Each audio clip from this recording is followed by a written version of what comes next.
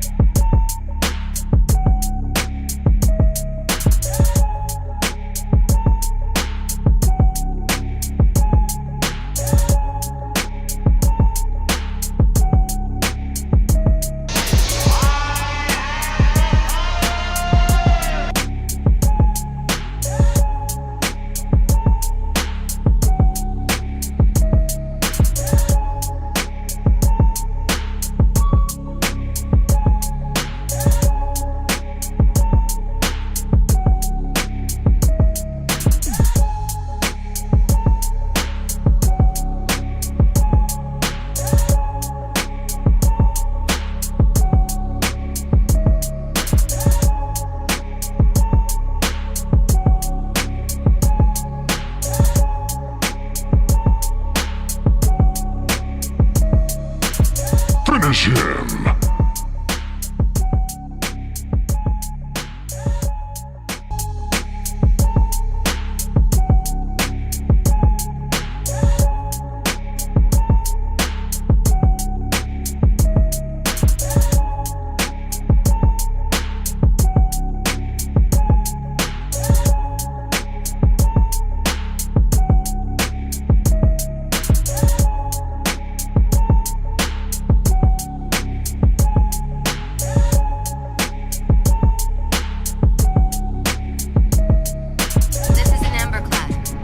Shield is down. I'm in position and ready for immediate assault.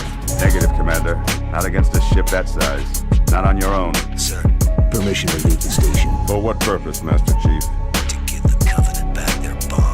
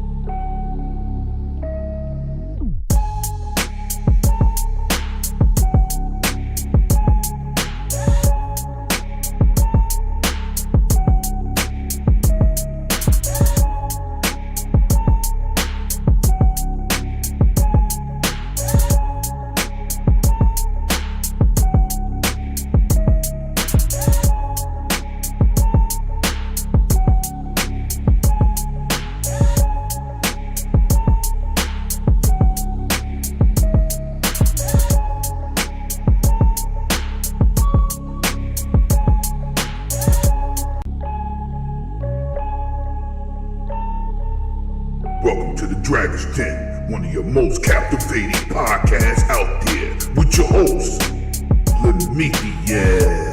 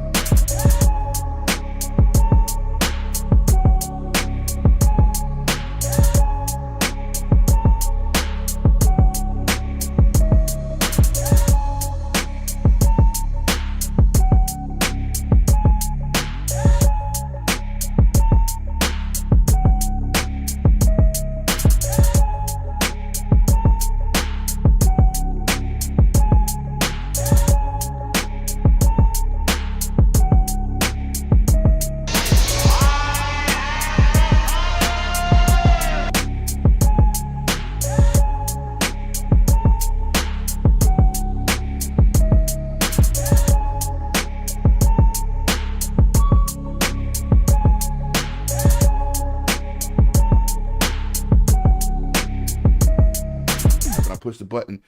Welcome, everybody.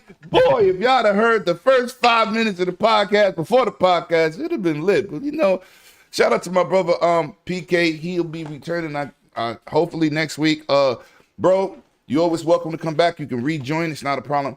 You having technical difficulties and stuff and things of that nature. So with that being said, we in for some juicy topics. We got a lot of topics. We got a huge goddamn panel.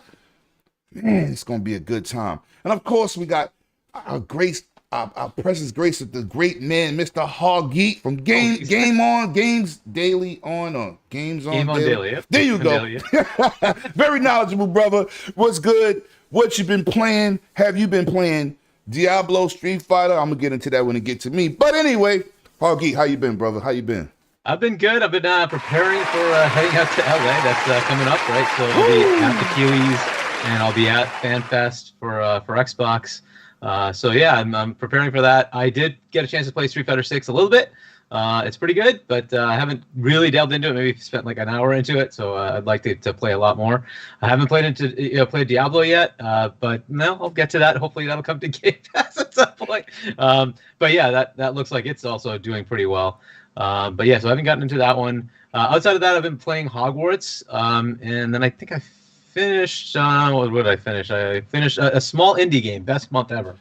It was just something that was in the Xbox store. It was on sale. I'm like, yeah, cool, I'll just buy that. And it was a short game. It's fun enough. It's all story driven. Ain't nothing wrong with that, as long as you enjoyed it, buddy. Shout out to the 22 awesome people in the chat. I seen y'all. I'm glad y'all was being patient because I had a Windows update. I had a little bit of a problem with some simple stuff, but sometimes it's the little things that give you a hiccup. So the next show I won't be doing no goddamn window updates before the show. We ain't doing that no more. it always throws something off, so we ain't doing that no more. And always welcome him back, the goddamn boot camp bloody man himself, the man that be in the chat making sure and monitoring all you goddamn people out there who be trying to active in my chat, which we really don't get that here. But anyway, bloody, shout out to you, baby. How you been, what you been playing, and what you been streaming? Because I know you be on deck. You know what it is, brother. Your boy is always back. You know who it is. Bloody Nuts, a.k.a. the Goth Gamer, and y'all's anime king back in the building. I've been busy as hell, a lot of things going on, but I'm always streaming 5 days a week. I've been doing a lot of stuff. I was actually doing a lot of games I got sent from friends of mine from out a lot of Asian devs. So I was playing games that was coming out from like Thailand, Taiwanese, a lot of Japanese, as well as just a lot of games out there. One of the ones that I was playing that really was on my mind was A Space for the Unbound. Really a lot of fun. Also recently got sent Darkest Dungeon 2. And oh my God, I was like, that game is so dope. I was like, they improved from the first one so much. I forgot how hard that game was. And I went back to the first one. It was just frustrating, but it was the best thing I had. I was like, things have been coming out like crazy nonstop. Also been playing Ravenlock. Actually, too, I was like, you were talking about Street Fighter 6. The team over at Xbox just sent me a code for that. So I'm gonna be on that joint here soon. I was like, so can't wait to jump into that. But other than that, man, you know me. Different genres, different days. Always playing something new. Got plenty of flavor for everybody. Yeah, it's gonna get different, man. It's gonna get different. We're gonna go to the man, the myth, the legend, aka he out here looking like the Zeus. It's my man, the Italian brother, aka did you watch my video of me put mustard on that pizza with extra cheese?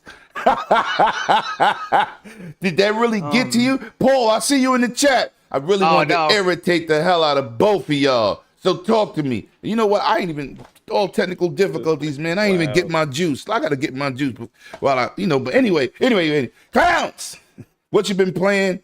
What you been diving into? That's right. No 2 mustard thumbs on up pizza. No mustard on pizza. We got to get that across right there. Shout out to Boogie in the chat. First of all, let me get to the super chat. John G.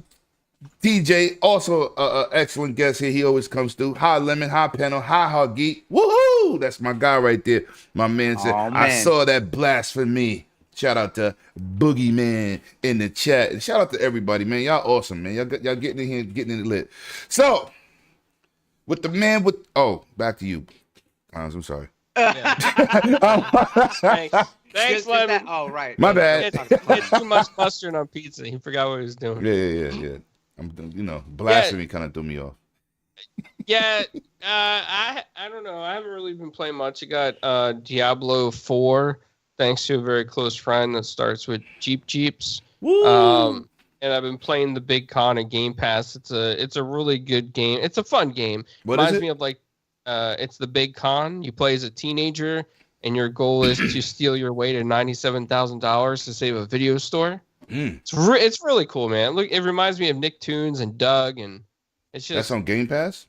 Yeah, it's a lot of fun. It just came in, yeah. I actually had bought that a while ago. It's a good game. Again, it's a story-driven thing. It's an adventure. It's not like your action-y games, but yeah. So if you're looking for a good story-based thing, it's I was pretty like cool. that kind of reminds me of like what's it, Mile or Road 96. I was like, I recently checked that out. Yeah, like those kind of games, right? That game is absolutely something special. Yeah. What was that Xbox exclusive came out like mid last year? What was it? It's similar to that where you have story elements where you're picking what you do and then As Dusk Falls. Yeah, that's the one, right? Yeah, it's like that. Yeah. And for those you really want to get some information, this is a cheap plug. Go check out my developer interview the day after goddamn Xbox showcase. Your boy was in there. I'm in there. It also makes me think of like the Artful Escape, especially with the Big Con. That's another good one. Yeah, that's a good one. Yeah, that's a good one. Yeah, so Lemon. Talk to me, clowns. That's pretty much it. That's where I've been, and now I'm on Dragon's Den with you. Yeah, it's my brother. You belong here. You family. That's what it is, man. That's what it is. Now we're gonna go to the man with the locks that rocks, man. Awesome dude. Y'all already know my regular panel member, aka Super G, is in the building. That's my brother, man. What's good, Super G? What you been playing? How you been doing? What's going on? Just Diablo, all Diablo. I'm saying Diablo. And we got an incredible panel here. I really can't wait to get into this show because it was already like flames. Yeah, before the show. So we had flames before the show. We had some flames. PK. You welcome back, baby. If you over that technical difficulty, you know what I'm saying? Come on, man. We need you. We need you and your opinions. And I'm gonna get into something. Fuck Square Enix. Oh, damn. I'm sorry. Damn. I'm sorry. But I heard something. Well, I heard a little bit of something. There was something there. I think he had a message for us. Yeah, listen. I'm gonna say this. Oh God, bless me and bless them for lack of knowledge. Anyway. It looks like Final Fantasy is getting low pre-orders, and it seems like Square is over there getting kind of panicky from what's being reported. So Hoggeet, I know it ain't because the black movement and saying they not gonna buy this game. I know it's not that. So what could it be? Because the last Final Fantasy 15 was a multi-plat. Yeah. Talk to me. Yeah, it could be that. It could just be, look, a lot of games lately, including Final Fantasy 15, disappoint, right? And you say, okay, cool, I'm just going to pre-order this because I know it's a great game. Well, a lot of people didn't like 15. A lot of people did like 15, right? So those people are going to say, I'll wait and see. I want to see what this is going to be like. I'll wait till somebody reviews it, or I see some streams of somebody playing it. Is this for me or not? And then I'll buy it, right? That's become a thing. On top of that, whether we accept it or not, we're in an economy that's kind of not so great, and games are more expensive. Yep. And it's like, well, there's also a lot of really good games that have come out this year. So this has to compete with all of that. And is it going to resonate or not? There's a lot of these little things that just come together and say, well, am I going to do this or not, right? And so there's people who are hesitant to pre-order. I am. I used to pre-order a lot of games. Now I just I don't know. Like after being bitten so many times, right? It's like, I don't know. Maybe it's just better wait. Let's find out. Let's get the reviews. Does it make sense? Then I'll pull the trigger or not, right? And then in the case of Final Fantasy, 15 was a hit or miss. With people who are like big Final Fantasy fans. The move 10, where they moved away from the standard format of turn-based has not necessarily hit with every fan, right? So that's one of these things, right? On top of that, the potential that it's not coming to PC. It's not coming to Xbox. You are going to limit yourself to, I think, is this cross-gen or is it only PS5? It's only PS5. Only PS5. So on top of that, you're looking because at they said PS5 consoles. is the only one that can do this style of gameplay. They said it's the only one that can run it. And all it is Final Fantasy May Cry. Fair enough, right? But that is the thing, right? So hold up for a second. There's a really bad echo for the community. I fixed it already. Okay. Is it good? Yeah. No, it was you. I didn't mute your NDI source. That's on me. But you good. It's not you, it's me. All right. So as far as that, the target is, I guess, 30-ish million, 35 million consoles. That is going to limit what you get. Unfortunately, this is going to be a problem. And, people are expecting Spider-Man 2 to do these astronomical numbers. I'm like, hold your horses here. You're targeting like 40, 45 million consoles, not 130 or whatever they had before. So just keep that in mind, right? This is not going to be a massive install base. Right. Your attach rate will have to be pretty darn high for that to be a valid thing. And then the same here. So your points is valid because you got to also look at, out of them 45 million or 50 million, whatever they got, how many of those people are Spider-Man fans on top of that? Yeah, or Final Fantasy fans. That's the thing, right? So a lot of people buy these things for Call of Duty, and that's just a fact, right? And then you got your FIFAs and your Maddens, so that's what they play, or Apex or Fortnite. They're not buying it for these kind of games. So hold on, Hoggy. You know I got mad love for you, but you're not gonna do that. What? He's gonna throw in people buying PlayStation for Call of Duty and keep talking like he didn't say that. Did y'all see that? I like that, Huggy. Well, that was slick. The fact is not me saying that, by the way. That's Jim Ryan saying that. He put that in disclosures. That's right. It ain't about our games. It's about Call of Duty and Fortnite. And I'm just parroting them. So you all we know that. We know that, right? We know that. Like when we look Jim at Ryan stats, came out and said that. Playing those games.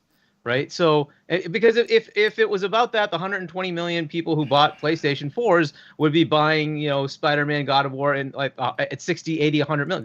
They're not doing that. That's not happening. Right. So we know that, right? We've seen the stats. So that's going to be part of this too. Right? Is how many people have the PlayStation 5 to even play it? Right. You're limiting yourself to one platform that's just growing, and then all the other potential issues that just come into play. This is just the way it is now. On Square's side, they have to look at whether this is significantly lower than what they expected or just marginally lower, and hopefully it pans out in the end. It's all okay. Right. I think they should go to PC really fast, right? Yes. And I think they're saying 6 months, right? But they should go to PC really fast because that install base is always large enough that it could at least give you some sales boost. You heard 6 months? Hopefully. Yeah, I think that's what I heard. 6 months. Because I heard him say it's not going to PC and you have to buy a PlayStation. Correct. Right. For the first 6 months. That's what he said. That's what I heard. Right. But again, it could be that 6 months is the exclusivity window and then they can make it happen, but they might need more time to actually make the PC port. That's fair. But on them, if they want to have the sales, they need to kind of get there fast. So that's something they should just look at. We'll see. And I think maybe people will buy a lot of it once the reviews come out and hopefully it reviews well.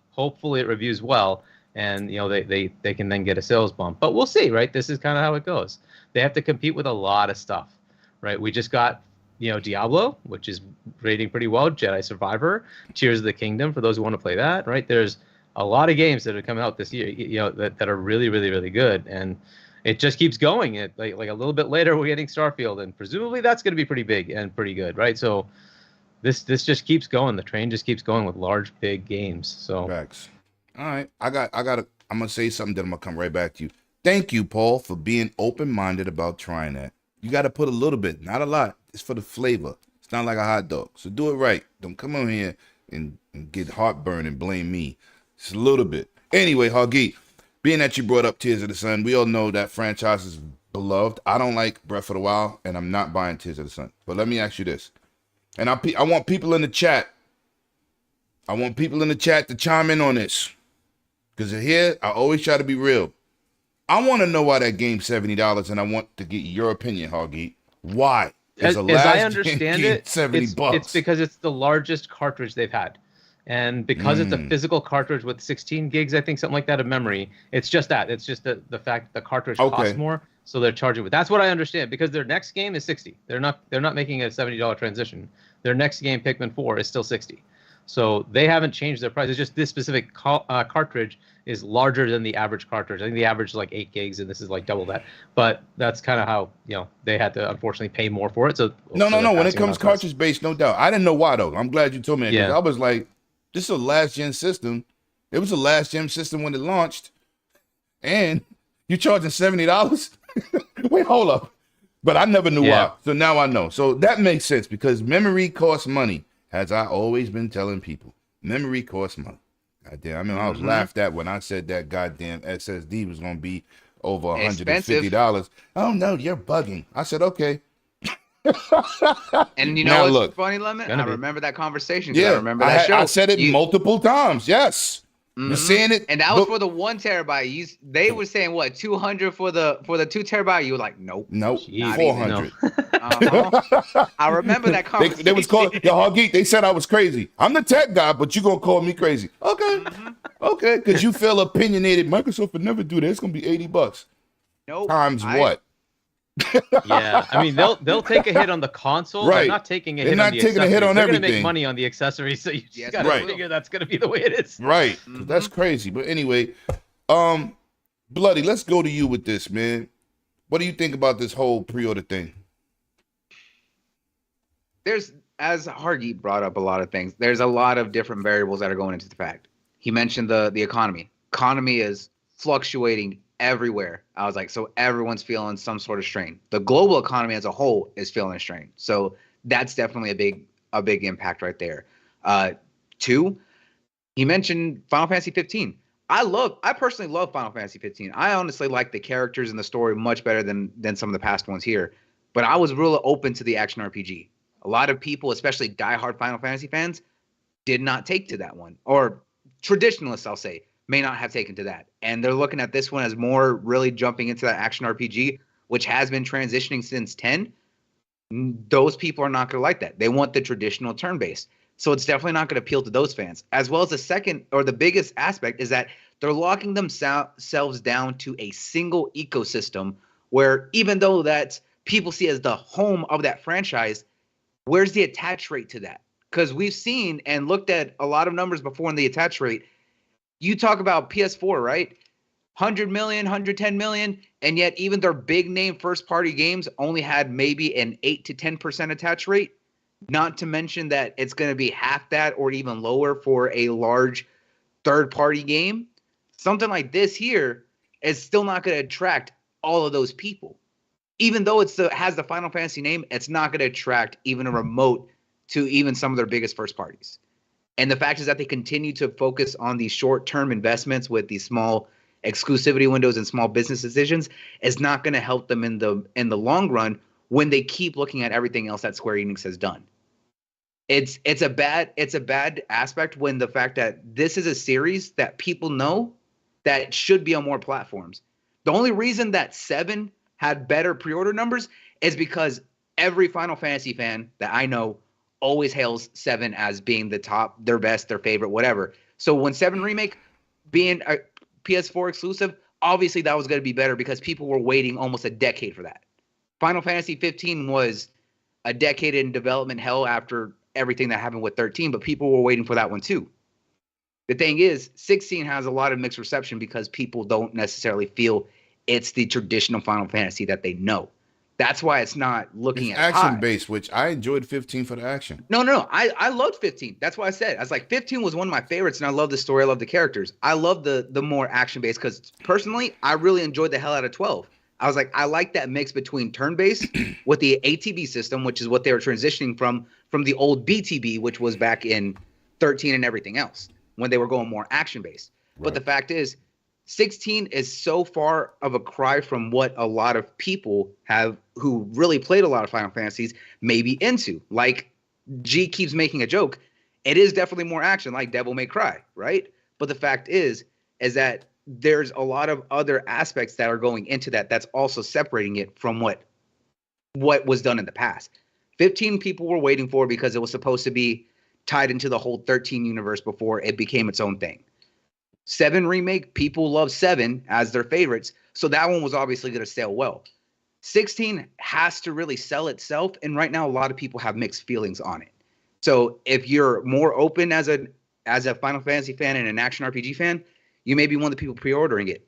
For everyone else, they're more than likely going to wait. Let me preface my joke real quick, though. But it is known that the combat team for this game is pretty much composed of most of the combat team from the Devil May Cry series. So that's why it looks like that. So me making that joke is literally because it's a Devil May Cry team that's doing the combat. Oh, yeah. No. I completely see that, right? I was like, it's different when you have different teams coming into it. It's the same way you look at Team Ninja. Team Ninja's used to making action RPGs.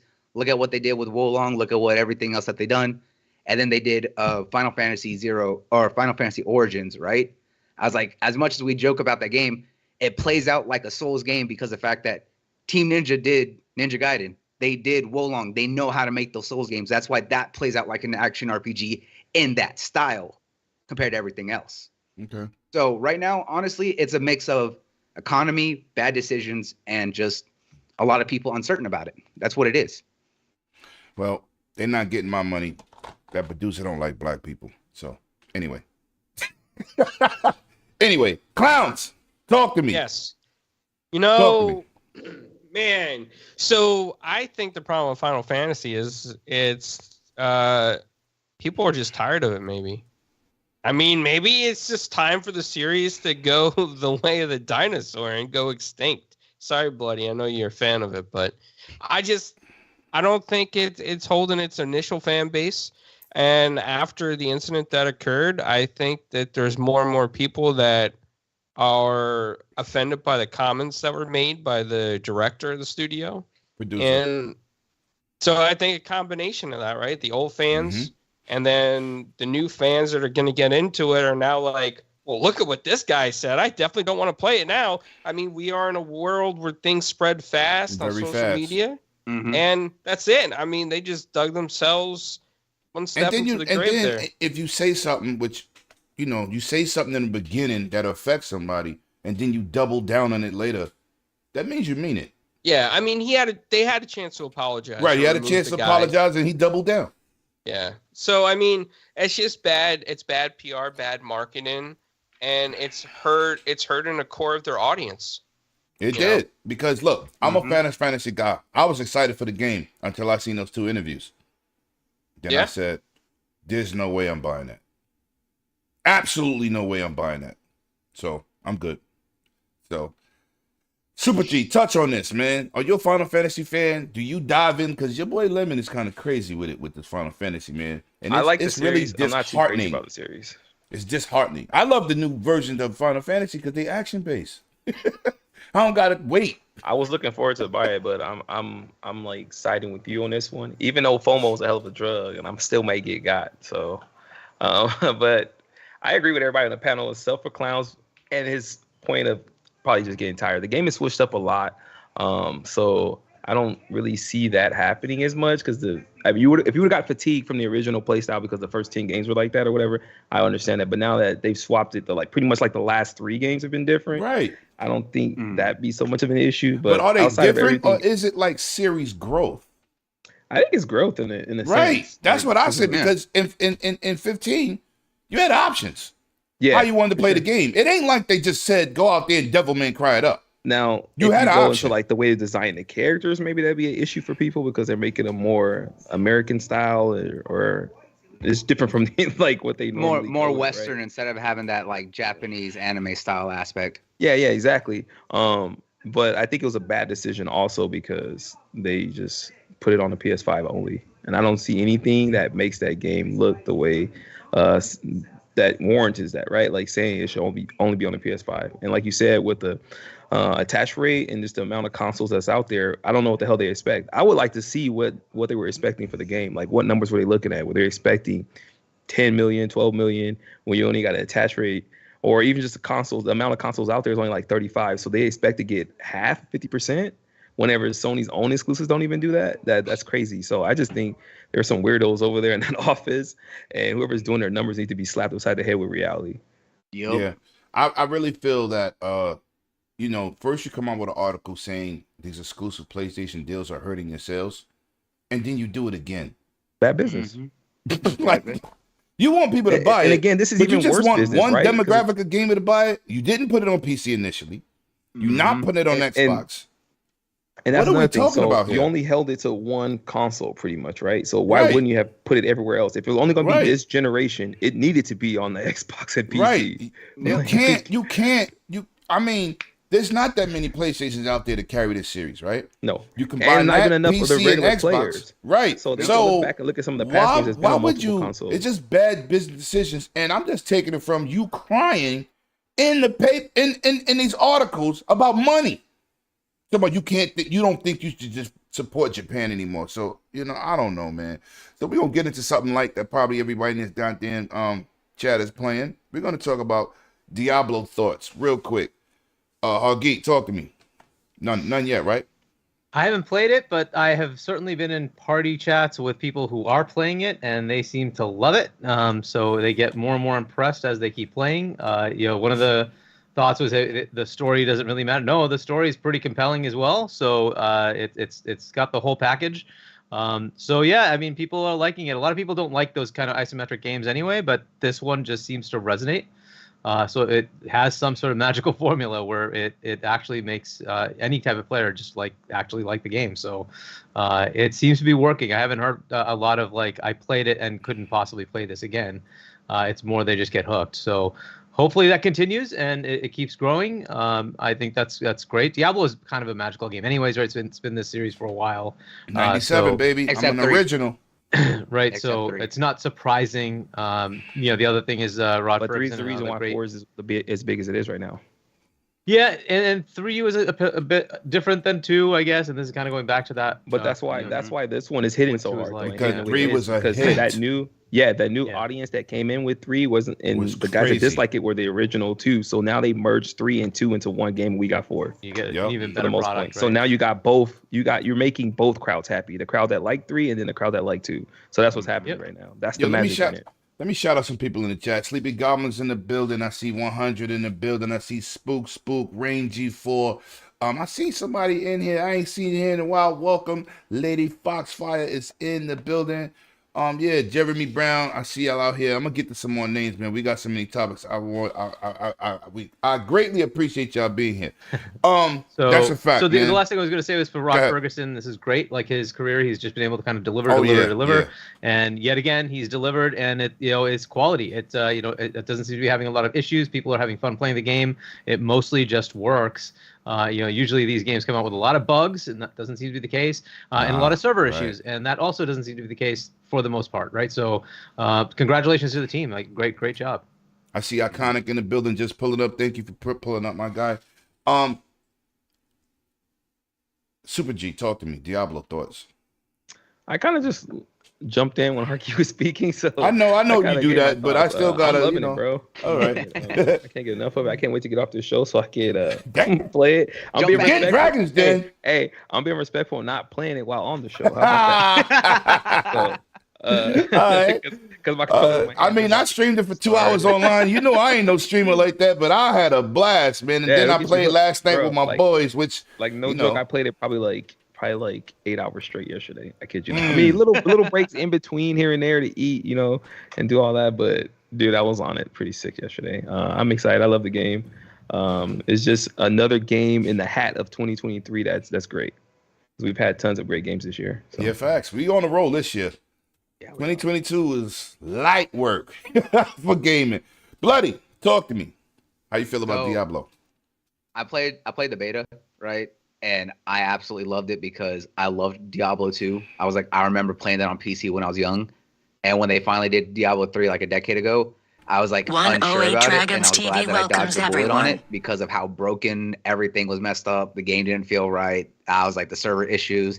And even when they like fixed everything years later, I'm just like, still don't care for it. I was like, Diablo 3 does not look like Diablo to me. So when they announced Diablo 4, I was really like You didn't play Diablo 3? Nope, did not play Diablo 3. How do I shut his mic off? Hold on. Go ahead, try it. Because three was great, even with all the changes. Amazing. But that's why You're I made that comment bugging. about. Nope. Yeah, that's why I made that comment about it just touched a new crowd, bro, because it made it a little bit different. So it brought a whole bunch of people that initially wouldn't have played those games into it. And that's why I say it merged like 3 and 2, because you have the audience like you, Bloody, that only like 2, didn't really care for 3. So then you had the audience that loved 3, didn't like 2. Because even if you go back and play 2 right now, even the remaster, which is beautiful, it's old fashioned. It's outdated. Yeah, bro. It's outdated. No, I get it's that. outdated. So you merge literally both of those audiences and those games to the birth of 4. Yeah, So and it was that fantastic. and I like the way that they took a lot of the concepts that were in 3, but had it make it feel like it was still 2, which is why I was appreciating it. And I know right now what the end game looks like. But you know what's crazy? You know what's going to be that's the thing even too. better for 4? Because after this acquisition, it's going to be in Game Pass, baby. Get on that train, baby. It's going to be that's gonna be wild. See how that. I was like, right You now, know I what I'm was like, saying? It's going to be played on Little Man and all that. Like now, baby, on Game Sorry, you Pass. Yep. But I need to. I was like, so right now I'm trying to pick it up. I need to actually buy it because I know Kumu's been like all craving it because she loves Diablo more than anything. So she wants to be playing that together and everything else. So can't wait to jump into that. But like I said, I was like, I played thousands of isometric dungeon crawlers. Like I said, Diablo 3 didn't do it for me. Those are my favorite. That's why. Oh yeah, I love the I love Ascent. those. I love the Ascent. Oh yeah, I love isometric, but I love like, I love isometric dungeon shooters. crawlers. I was like, because like that was the reason I put so many hours into Path of Exile was because Diablo 3 didn't do it for me, but Path of Exile felt like Diablo Path 2. of Exile and was also just dope. awesome. It's awesome too. Yeah, I was like, I love just isometric dungeon crawlers. So 4 just going back to what Diablo felt like and being like one of the big like grandfathers of that genre. I was like, it's just great to have it back. All right. Oh wow. I got a 100 follower following in here. I ain't saying his name. Whoa. Boy, shout out to you, PlayStation guys, being up in the chat. You're warranted here too. Listen, let's go to my man Clowns. Talk to me, Clowns. That just show you how crazy and desperate they are. It's a subscribers only chat, and he subscribed to the channel just to say that dumb shit. Listen, we talk about PlayStation here. Like I told dudes, the dude said I was biased. I said, where was you at with my PSVR 2? Where was you at? No, when I do my unboxings for for exclusive editions on PlayStation. So wait. So we tell those PlayStation guys if they want to be heard to donate a super chat, right? Yeah. A nice big, yeah. Donate a nice big super chat. Yeah. Let's go. Talk about how great the Xbox showcase is going to be, and it's better than What's the good, PS Baron? showcase. Welcome to the chat, baby. Welcome everybody, man. Y'all dudes is on fire, but everybody's welcome here. We don't discriminate over here. You know what I'm saying? Sir. Because I got a lot of PlayStation content too, more than the average PlayStation person. Facts. But And shout out to PK. what did you think about this game? He's a Switch lover out here. Yeah, PK is I don't know what PK is like the ultimate gamer, yo. He got a million achievements on everything. No, that's true. He really does. He really does, bro. He plays the Switch while And he he's buys on the game Steam while twice. on It does the Xbox. same thing on Steam. I'm like, dude, wow. Yeah, no, that's true. This gaming nutrition is crazy. Diablo 4. You know, I like it. I think it's easy to get into. It's a lot easier than some of the other of those types of games. I don't know what you want to call them. Top-down action RPGs. Isometric view. Yeah. Or three-quarter so- view. That's what they used to be called before isometric. So I think it's the easiest one of those to kind of get into that series. But I think this is it's very good for casuals. And I think that's why it's going to be so popular, because people could just pop in, play. It's easy to pick up. It's not difficult to learn. It's not over encumbering. And like, you can set it a little bit on easier, or you can make it more difficult from the get-go. So it's your decision. Mm-hmm. And I think that's what makes this one great. I think it's going to, well, it's already doing well, but I think it's going to continue to do well because of it. My opinion on it is, for me, I'm casual into these, right? I'm not hardcore. Right. So I enjoy it. I mean, I got nothing bad to say about it. It's that's my piece on it, Lemon. I think it's good. Hey, listen, I'm gonna say my piece now, man. Listen, I'm a Diablo nerd, okay? I live for Diablo. I almost spent $400 for the Lilith edition with the statue, but then I found out it doesn't come with the game. I'm not stupid. Like, I'm not just gonna buy the statue. I've done that before. Right. I'm not doing it. Like, nah. Street Fighter thoughts real quick. Hoggy. Yeah, so I played about an hour of it, and I am liking it. It's pretty cool. The graphics seem like they're quite different. There's a little bit more animation and stuff. It's pretty interesting. Awesome. Right. But I haven't played Street Fighter for a while because, of course, I've only played on Xbox, so I didn't get to play Street Fighter 5. Ain't it happy to be home? It's happy to be home. It's happy to be home, yeah, right? So I played a bit of it. There's, and I don't know if this was introduced earlier, but there's this modern, control style versus classic. Please tell me you're not using that.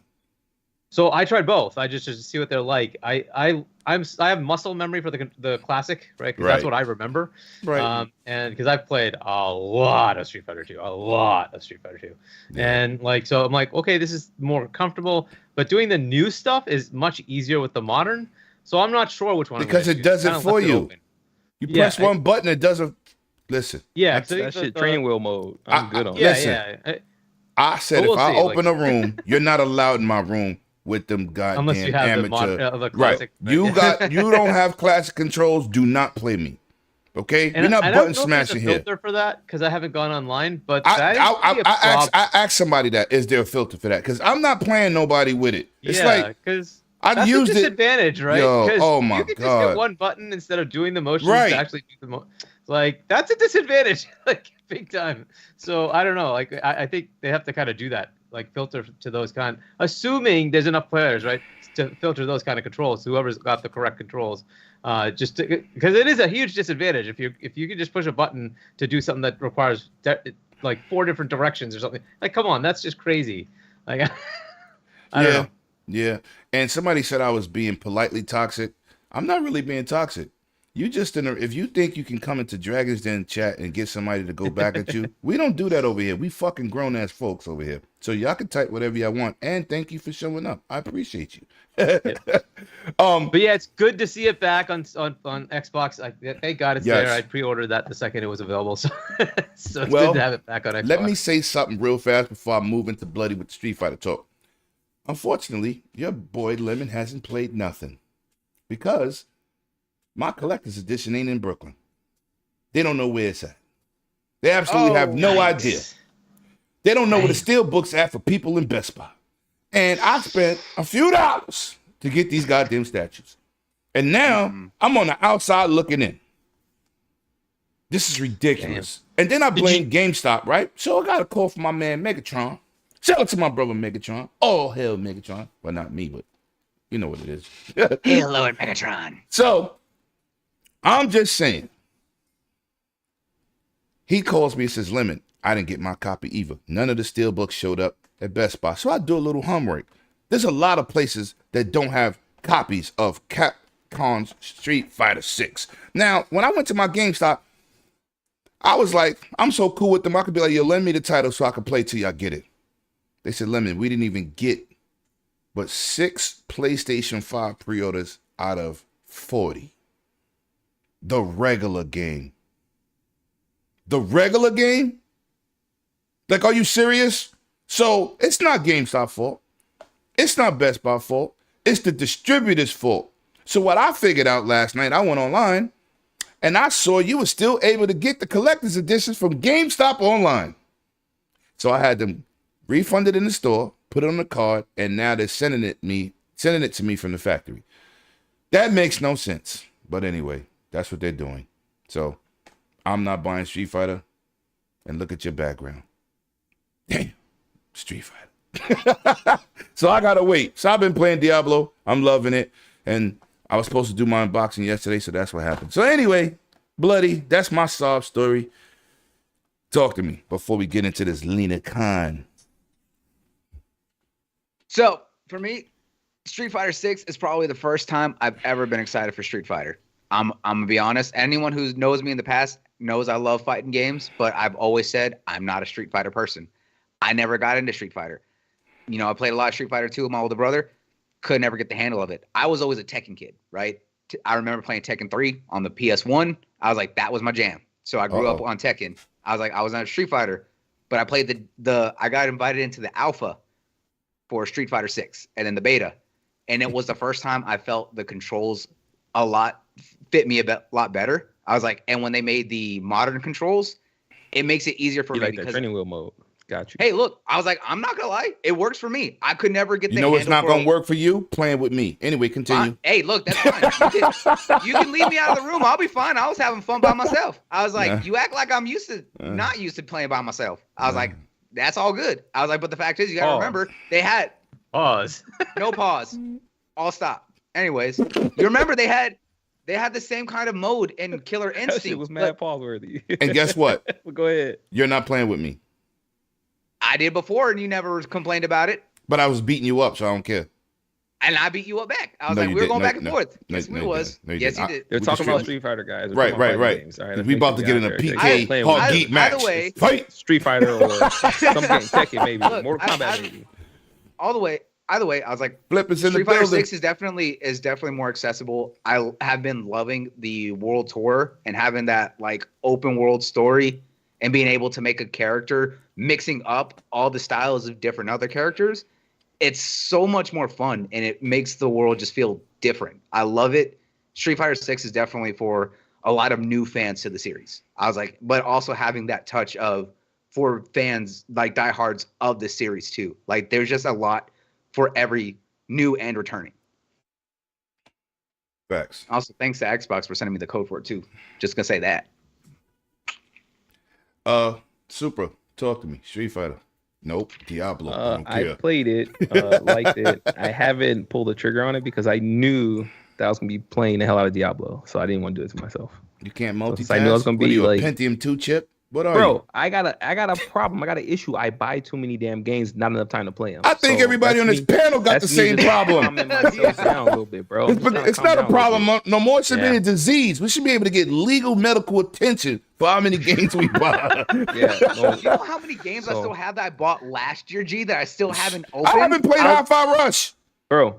Dead Space this year. Not 1 Hi-Fi minute. Rush this year. There's so Same. many already, bro. I was that like, I haven't even. I The only played game I've Solstice. completed this year, fully completed, was Resident Evil 4, and I bought probably all the hot ones that came out this year, all Same. the bangers. I bought them all. The only one I beat was Resident Evil 4 this year. I just Did want you to. not? I just want to bring Go something ahead. up to Bloody and Super G and all the panel. Let me say this. They're on 1,000 tonight, but Flip Money and 100 is in the building in the chat. Oh man. Boy, this is gonna get lit. Carlo, talk to me. Street Fighter. You know, I have played this. I like it. I am a bigger fan of the retro kinds, like Street Fighter 2 Championship Edition. So this feels awkward to me, like the character movements. But I will say this: it is fluid. It looks good. It's awesome. easier to pick up. Casuals could pick this up and play it. But it just doesn't bring back that nostalgia for me. It doesn't hit home. So I think this is something that I'm just going to play a little bit casually here and there, a couple of hours in. So a you're couple gonna be in hours button out. smashing mode too, huh? Well, I am good with Chun-Li. So let me just get you in the corner, and then You you're just done. you just wanna flip upside down and see your panties. I know how you are, clowns. Ooh. I see your pitch. I Ooh. see your pictures See, with these that's the funny cosplay thing is women. because I one, see she all doesn't these wear a pictures. skirt. You don't go to She only wears cosplay for tights. video game stuff. You go to cosplay for the cosplayers. Oh, I've seen you. no. I've- That's not me. I follow you that on might everything. be the right hand is You hear me, Hoggy? Demetrius. That's not me. Oh man, let's Oh, keep it man. moving. Let's keep it moving, man. We knocked out a few topics. Now, boy, do I love being right. I might be more right than my brother King David. My crystal ball is undefeated in these gaming streets. When I talked about memory cards, dudes laughed in my face. When I talked about Stadia's going to fail, no, Google has money. Then I said, Luna's not going to last. Boy, everything I said comes to fruition, baby. They're already starting to shut down certain PCs and access with Luna. The hard geek, the tech man himself.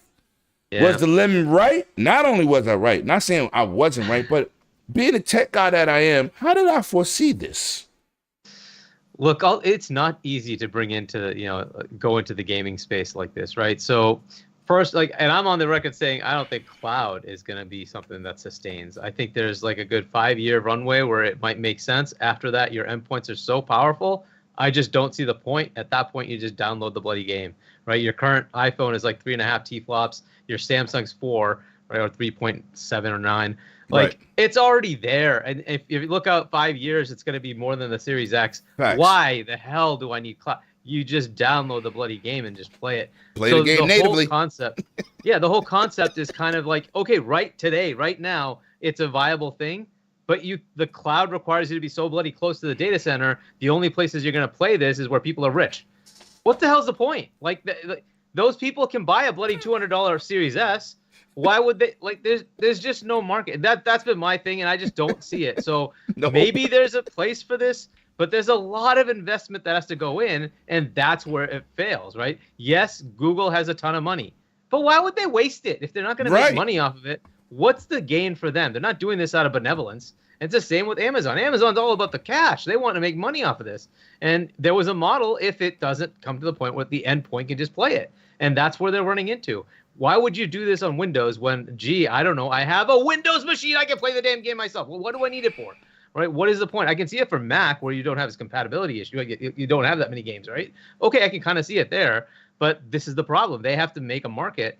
It's just not happening. That's been the thing.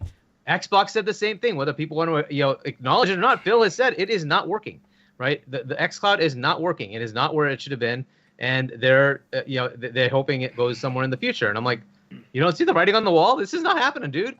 But it's not working. So cloud gaming is kind of a meh. Right? So keep trying if you want, but I just don't see where the value is. I kind of actually see the NVIDIA one more because they're giving you a 4080, which a lot of people can't afford. Fair enough. If you want to just see, you know what? I don't care about the port. I just want to see it.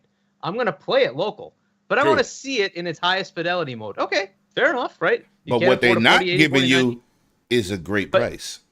Yeah, and that's the thing, right? So if you don't spend like $1,500 on a high-end graphics card and all that, fine, okay, you can try it, but you're gonna play it local, right? Because it's still so much better to just play it local, even at 1080. You're just gonna it's just the way it is. So this isn't surprising to me. So they're doing cost-cutting. Amazon, they're looking at all their investments and saying, where's this going? Can you tell me that there's a roadmap where in 3 years I'm gonna make $1 billion? They can't. That's the problem. They can't. And so if you're not going to make money, it's just going to keep reducing. They're like, where can we cut back? And you just keep this going and see if it goes anywhere. That's what they did. So they cut it back and said, look, the only place it kind of makes sense is your cell phone. And if people pick it up, they pick it up. If they don't, well, you know what? That's what it is. So that's kind of where I see it. And that's where they see it. So they're just cutting the investments. I kind of like them keeping their gaming, but I think even they're scaling back. They can make games, just put them everywhere. Right, put your games out on Xbox and PlayStation, PC, and put it on Luna. That's fine, but just put it everywhere. That way, at least the game will survive, right? And it can make you money, right? So just keep going, and then put out a couple of good games. So that's fair. Keep doing that. I have no problem with that, right? Expand in that area, but don't lock it to Luna, which is what Stadia did. That was their downfall. It was like if they had just said, you know what, we'll make games, we'll get into the gaming scene as a publisher on everything and Stadia. It would have been a totally different picture, right? Because you could say, I'll buy that game up, I'll just play it on Steam, right? Or if you give me cross entitlement, I own it, and therefore I can play it in Stadia and on Steam. Cool, because then I'll just download it, right? Or give me the store, I just download the game, right? And I can just play it on my PC, right? I still have the game, cool, right? That's a different story. That is not what they did, and that's why that just fell off. Like, who's going to do that? Like, I have to pay $70 for a game that I've already beaten like 2 years ago. and you want me to like that? Well, that was just never going to go anywhere. No. Right. And so that investment was a waste. And everybody knew when they started, like you're saying, Lemon. Everybody knew when they started. This is gonna fail in 2 years. Soon, yo, Bloody's been on podcasts with me. I've said it over and over again. And CMA, do you hear the words that is coming out of Hargate's mouth? So, and Lemon, didn't I agree with you? Didn't we? Yeah, weren't we the only two that were saying 100 agreed with me too? Shout out to my brother 100 in the chat. We all they was jumping us on podcasts. I said, listen, you got to bring something new to the table. I said, streaming will never replace a console, and when it does, we'll all be dead here. Yeah, and we will never see it. And I said is that it's never going to be a mainstay to be able to compete Never. with local hardware. But I said Never. that the fact is that many of these services, Google Stadia especially, and I was lambasting Google Stadia at launch, is that it was a service that you had to pay to subscribe into, and then you had to go and buy these games again. And the only games that they were offering. Luna's worse though. Yeah, no. Luna's like a cable bill. You got to rent each company's channel, like HBO, Cinemax, and Showtime. Are you crazy? No, that's what I was about to get to. I'm saying with Google Stadia, I was lambasting them about that at launch. And the only games that they had on offer were games that were out for 2-3 years already that was already on other consoles or other platforms. I'm just like, no one's going to do this because and we have it already. It still had to be streamed in the browser at the time. I'm just like, why are you going to go all that extra effort? For all that, you might as well just download it on Steam if it's on Steam and just play it locally. But you know what? You got to commend Stadia because High on Life was a Google Stadia exclusive. Shout out to Microsoft for picking up that Game Pass deal. Yep. And here's the thing. I was like, I don't know how many times I Thank you, Stadia. Right? Here's the thing. It's like, especially for me as a JRPG fan, right? I was like, one studio or one company that I consistently blast all the time because they make some horrible decisions is NIS of America and Falcom, because they don't put their East series, their Trails of series, or even the Disgaea series on other platforms. I was like, they have put their games only on Steam and on PlayStation. And one of the things that they did repeatedly was they put all of those titles on Stadia. And I told people, I was like, Stadia is not going to last. I was like, why are they putting it on a service that is failing? And so many people attacked me saying Stadia's making money. I was like, no, it's not. No, they're not. I was like, you can say that they have all these users. I was like, Stadia's not making money. That's the same people that said For Broken was a hit. I was like, maybe. I was like, but some of them, same people. Some of them, literally, so many people came at my neck when I was saying, I was like, Stadia is not sustainable. I was like, NIS needs to expand these series and put them on more platforms. I was like, them putting it on Stadia doesn't mean that Stadia is doing well. I was like, it just means Stadia made a good deal. I was like, I telling them, I was like, Stadia's gonna fail. I was like, and then they're gonna have to jump either to another platform for another shit deal, or they can just literally help to put it on platforms that want the game and are willing to offer still a big deal, because we know how Game Pass makes these deals. Switch. I was like, you have like, why not? I was like, you have Switch, that's a big install base that needs more games from NIS of America. I was about to say, but for Xbox, you have both the PC and you have console. You have two different ecosystems you can jump into with a good deal. But people said, no, they're not going to do that. It costs too much. I was like, cost too much? I was like, they're putting it on Stadia and Luna. I was like, how can they not go and put it on the PC Game Pass or on console? I was like, they share the same aspect, because that's the whole point of the series consoles matching PC, is that they made it easier to port between the two. I was like, so how the hell you can tell me the cost of port is so high that they could put it on Stadia and Luna, but you can't put it over here? I was like, no, that's just shit management and shit deals. And when Stadia failed, I called them out on it. They said Luna's not gonna do the same thing. So when Lemon sent me this, I was just like, I'm gonna be tap dancing all over their faces because of the fact that I was right yet again. But they want to say that it's too cost effective to want to put on another platform. I was like, no, it's not. It's either they're purposely not doing it because they're not getting paid what they want, or other aspects. I was like, Luna cloud gaming itself was never going to be sustainable on its own. As an additional service, that's fine. But the fact is that as a standalone, it would never compete. I was like, that's why you look at Game Pass offering xCloud as an addition, not as a mainstay. It's not as a service. Facts. All right, let me go to Clowns. Clowns, Talk to me, because right, I know so- I've been clowned on this by K Mega. And I mean, told K well- Mega in GRG chat, I said, Lemon strikes again. Yup. I'm undefeated. I haven't took an L yet. except for the mustard on pizza. That you are defeated. Yo, I'm whatever. sorry. I got your Yeah. boy to join the Let's- squad. try I that. got your You gotta Italian try. boy to join the Yeah. team. I saw you. He I saw you in the chat. He eats Paul, pineapple what are you on spaghetti. doing? What are you talking about? I mean, come on. No, Forget but- about it. Hey, forget about it. What are you talking Okay, about over there? When it comes to Luna, I think we kind of saw the writing on the wall because Amazon has too many hands and too many different baskets. I mean, they got their streaming service that they're focused on. They're always focused on trying to get more shows for the streaming services, trying to get studios. Then they were trying to dip into game studios and do game launches and publish stuff.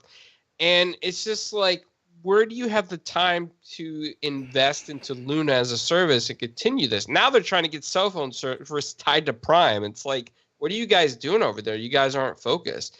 They've lost people at Luna. They've been losing games in the Luna service. So I think them shutting down the apps on the PC and the Mac right now is them trying to damage control the fear that the people that invested in this service might have, because they're like, oh, well, it's going to work on your Fire devices right now, Stoll. Well, of course it is. That's going to be the last thing they're probably going to phase out, because they don't want you to panic and get all upset and then cause a big social media wave about how Amazon failed you. And, so it's damage control. But yeah, you are right. I mean, this thing is going the way of the dinosaur. Yeah. Listen. Go to Listen. Game Pass. It's all there.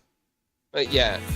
Well, Hargeet has some good points here about cloud gaming. I mean, like, some of it makes sense about, a couple years from now, we'll need it if our devices could download this and have the storage space and the processors to play the same stuff. It's just if the platform providers allow it, like Sony or Microsoft, or if they're going to be concerned about DRM. That's the big thing. And I think for Microsoft, the cloud services right now kind of answer the DRM call, where you can play a ton of games and they don't really have to worry about you trying to honestly rip the game and install it somewhere, right? And but to that point though, they put their games on Steam, and that's a big issue with Steam, and they don't care, right? They're letting that happen. You get a full fidelity, the best quality of that game available to you. And look, Microsoft is trying to get into mobile stores, so that could give them the leverage to do exactly that, lock it down even further, right? As far as the Microsoft first party titles, you're absolutely correct. I mean, because Steam is is the easiest one that's cracked. Even Denavo's easily cracked.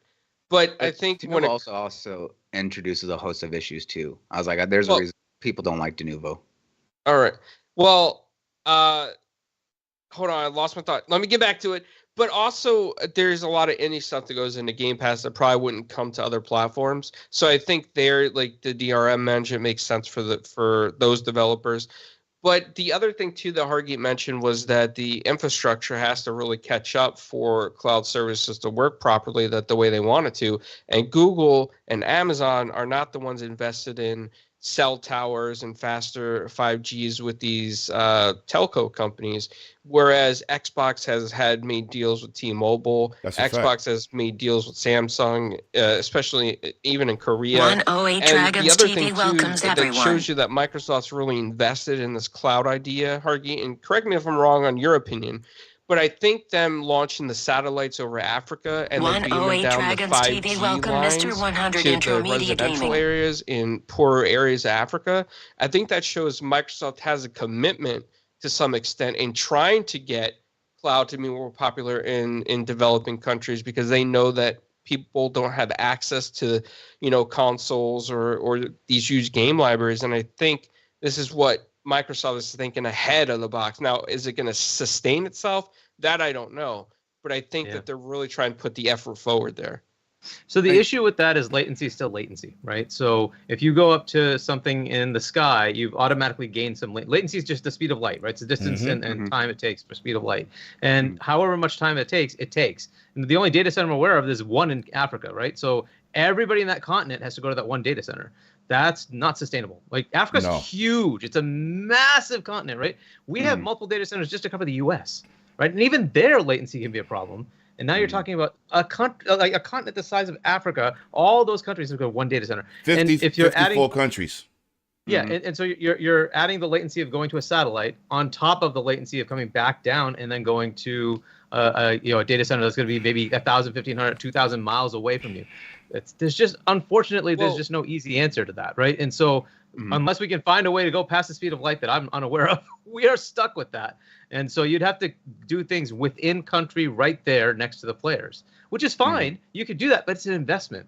You're talking a lot of capital to put server blades in that data, in the location where the cell tower is, right? And then hopefully they buy in. And hopefully they buy in.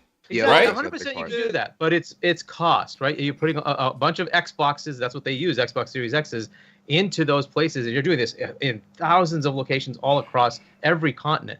That's a lot of money. From my perspective, I look at it as if Phil had two things on the table: expand in Africa on xCloud or get GTA 6 marketing rights. I don't care about the Africa xCloud. Please get me GTA 6 freaking marketing rights. Facts. That's what I want, right? Because to me, I want the games. I don't give a crap about because the cloud to me is a worthless thing. Literally, those like in 10 years, the current Samsung 23 will be a junk phone that everybody on the planet can have, right? Yep. Why wouldn't they just download the game there? Like, why wouldn't that just be the answer, right? Those phones come with a terabyte of storage, 12 gigs of memory. They're more powerful than a freaking Series S. Why do I let that just be the path? And doing all this stuff for cloud gaming just to me is a waste of money. I would rather they spend that getting third-party marketing deals, go get some exclusives for me. That's what I'm looking for. Right. And Hardeep, to add on what you're mentioning there with understanding latency and understanding the satellites, is that a lot of that too also includes with the cell towers, like you were mentioning, is that it also depends on the providers updating to the right signal. Because you think that right now, hold on that. Because I just want to say this, because if Microsoft has these papers published publicly, and shout out to our friend Lemon that you know over there that we both know. He sent me the links to where these papers are, and basically what these papers are showing is that the deals that they have with the governments in Africa is that they're putting Microsoft satellites up in the sky right above Africa in multiple locations. So it's not like a data center, it's multiple locations, and then they're installing 5G towers that connect to these satellites in multiple locations, and then they're running a fiber optic line from the 5G cell tower into the communities. So I think in that aspect that kind of helps maybe internet service. But then you brought up the fact about the server blades, and I didn't think about that because they would still have to install an xCloud server blade. Otherwise, they're going to be reaching to a server blade in could be Europe or somewhere, and the latency is just going to be terrible. Exactly. Yeah. And so I mean that part makes sense. Yeah, I want to get the Super G. So make it quick. I want to get the Super G so we can move on. We've got a lot of topics. I was just saying that. I was just saying too is that like you mentioned is that a lot of it also depends on the type of service from the cell towers. I was like, you think that Phil mentioned that 5G is what they're focused on and going further. A lot of places still don't have 5G. I was like, 5G as a network across the world for cell towers has not been fully expanded. It's barely hitting it here in the U.S. I was like, so a lot of those other countries, it's going to take a lot more investment to get that kind of signal out there. All right, Super G. I don't care about no cloud. I agree with Hargeet. Get up out of here. Get up out of here. I ain't messing with it. I'm taking that route too. I don't care. If you need it, and if you need it, and it's a great option. Consoles where you at, it's a great option. But for me, speaking purely off me, I got the shit at home. I ain't worried about it. Right. And I'm gonna say this. Shout out to all you people who invited me to your wonderful, excellent, very opinionated podcast, and I said no replacements for consoles is no time soon. Shout out to y'all because they was getting on me, Huggy. But you know I don't care about being a minority. I don't care. I just want to be right. We already are, bud. We already right. So you can't. And I was right. And I'm petty like 50 Cent. I told y'all. Your Asus ROG Ally pre-order, right? You canceled the Asus ROG pre-order then, Lemon? Nah, bro, because that's native gaming. It's native. I have it too. Native. And it's a Windows-based system. I don't have to boost C++ to use it. Don't you start that shit again. No, because he might come back and be like, what I told you. Don't you start it. But next topic. Let's go to the next topic, man. Kodo now coming to, these are the light topics. We don't get into that whole CMA stuff, so people trust me. We about to get some real smoke going on here. I'm just trying to get out The good quick top. hitters. The quick ones. KOTOR remake. I put KOTOR 2. My bad, Bloody. You right. KOTOR remake, man. Developmental hell, which pissed me off because I'm a big fan of that whole original game. Now it's marked to be coming to PC when it finally hits the market. We're gonna go to you, Super G. Man. Damn, he don't care. Listen. I like KOTOR. So this is sad news, but I'm trying to play some new games. Give it It's a buck with sad y'all. news. It is sad news, man. You know, it sucks for those who've been waiting, clamoring for it. Ooh. But God damn, when you look at some of these studios that take on these projects, I ain't got no faith in them anyway. And that's where we at. Oh, damn. I had no faith in these guys. Like zero. Oh, So damn. I wasn't even expecting it. They over here blue boxing it, black boxing it, wherever the hell that game was. That game was abandoned. There you go. That's what's gonna happen with this one. They still owe the people content for KOTOR 2. So why are we expecting them to get us a different goddamn game when you can't get the content to the one that's already out? Oh my God, I should have went to you last. Damn. Hey, that was savage, right? What was the name of the company? Asper or whatever? Like Aspire. Oh, whatever. They aspire to get a game out right. Let's go. next people. Next person. Look at Dragon Hall, yo. He said the development was going well until Sony intervened, and now that peed me off. Anyway, Carlo, man, you're a positive guy. Talk to me. Yeah, I never really played Knights of the Old Republic. I'm sorry. It's never something that caught my attention back in the day. So I should start a poll in the chat. I interrupted you, my bad, but I should start a poll in the chat between you and Hargeet. Who got the best beard? I think Hargeet does. I got to see him at the last Xbox event, and I didn't get a chance to talk to him because I didn't really know him. Yeah, I'll be there.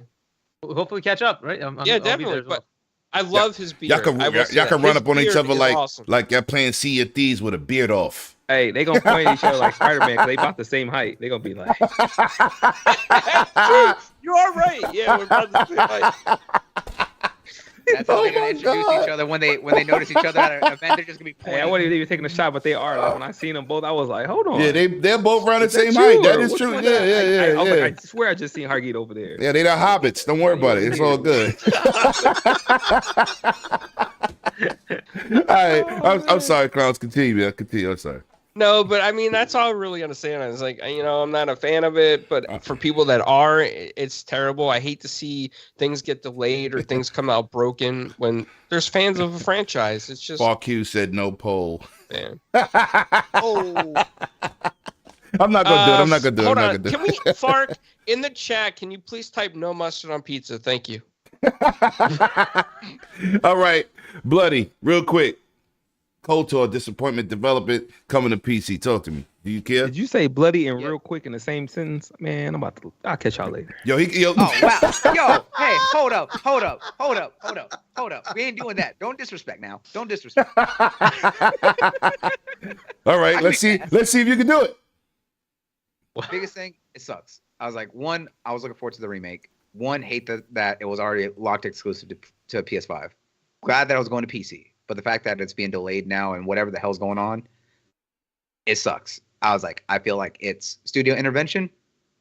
Who knows? But for fans of it, it's disappointing. More anything, the developer hasn't had a solid track record. So it's kind of expected. Doesn't change the fact that for diehard fans, it sucks. Damn. I got rid of that Miles Morales live. I don't care. So you want me to go into what I think, or? I was looking at what I just erased, so I just said it out loud so everybody won't be like, "Yo, you missed one." No, I didn't. We don't. Right. Hang on, I want to respond to this here, Baron, about Sony mismanaging a studio. Sony is not mismanaging anything because they don't own Aspire. It's just the fact of that there is word that Sony was intervening too much in the work that Aspire was doing on the title. That's the thing right there, is that they don't own Aspire. They got a right to when you putting your money up. Well, no, that's they spending Sony true. money. Yeah, right. No. So we've seen. I wish Xbox would do that sometimes. Listen, They're gonna start after Redfall. Scalebound. Yep. The Scalebound. Listen, exactly. They got to stop trusting people. Yep. That's why Sony on their neck. Yeah, Sony like I was like, they don't want to. we own the They got my bag. funds. Let me see what You you trying to got. get the bag? They don't want a scalebound situation. But the fact is, as I was saying, is that they aren't managing the studio. They're just intervening because it's their money putting into it. I'll say so. All right, let Hoggy go. Let's go, Hoggy. What's your thoughts? 'Cause Yeah, no, it's about to get I've heard spicy. some background stuff on what this might be, and it was apparently so Lucas has a stake in it. Obviously, as far as making it, and then Sony, and Lucas was happy with what they were doing. They've been working on this game for a while, and what they've had, they were happy with. But Sony said it wasn't cinematic enough, and said we're not happy with what you're doing. So, so that caused a lot of headaches for them, right? Because the money got pulled, and then now they are where they are, right? So, so now they're kind of like retooling to try to get this thing back and try to do something with it. And it's kind of disappointing that it had this track record. Like it's a really good game apparently, right? It's a very highly rated BioWare game. Yes. And it's it's just a remake, so it should technically still be really good, right? As long as they don't bungle it, it should be pretty good. But apparently it didn't meet that bar of what Sony was looking for. And they did go to Microsoft first, and Microsoft said, we don't want to do this because we're not making it. Is it because the character didn't have a sidekick that talked too much? And they missed the bow and arrow. You have to have a bow and arrow. Oh. You have to have a sidekick. You have to talk to yourself. I figured about it what was you need some to do shit. because you don't apparently forget, can't have figure to it out be able to yourself. Just drive in one direction for a long period of time, just get tons of exposition. Yes. The slander. PlayStation aside, unfortunately, that I just had a this- real question. That was all. Asking for my friend. Asking for a friend. Oh wow. Oh, okay. So, Inquiring minds like to know. right? Go ahead, Hoggy. But yeah, so it is kind of disappointing for the game itself, for the people that started to work on it and have gotten it to a certain point. But now they're trying to get it over the finish line here, and it's not going to be locked to Sony. But I don't know if it's coming to anything else either. I don't know what they're planning to do, right? If it's still got some tie to PlayStation because they paid so much or whatever, we'll have to see, right? So, but yeah, it is going to get delayed a bit. If it's going to try to meet Sony's standard, then well, yeah, we have to. You figure there's going to be motion capture that they need to do and do cinematic experience cutscenes or whatever, right? So. Again, I don't know how big a deal that is, right?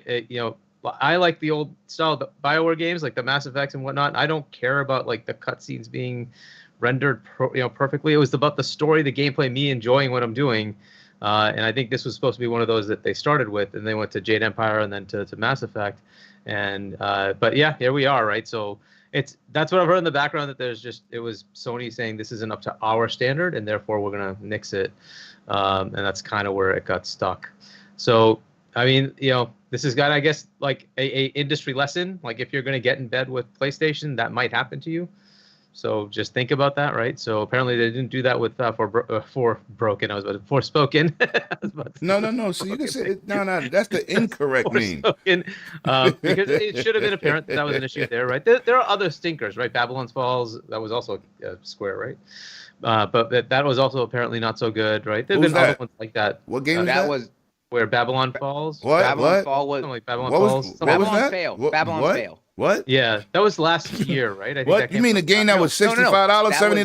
They out dropped earlier this year. $1.99? Was it this year or was it last year? Last year, dropped $1.99.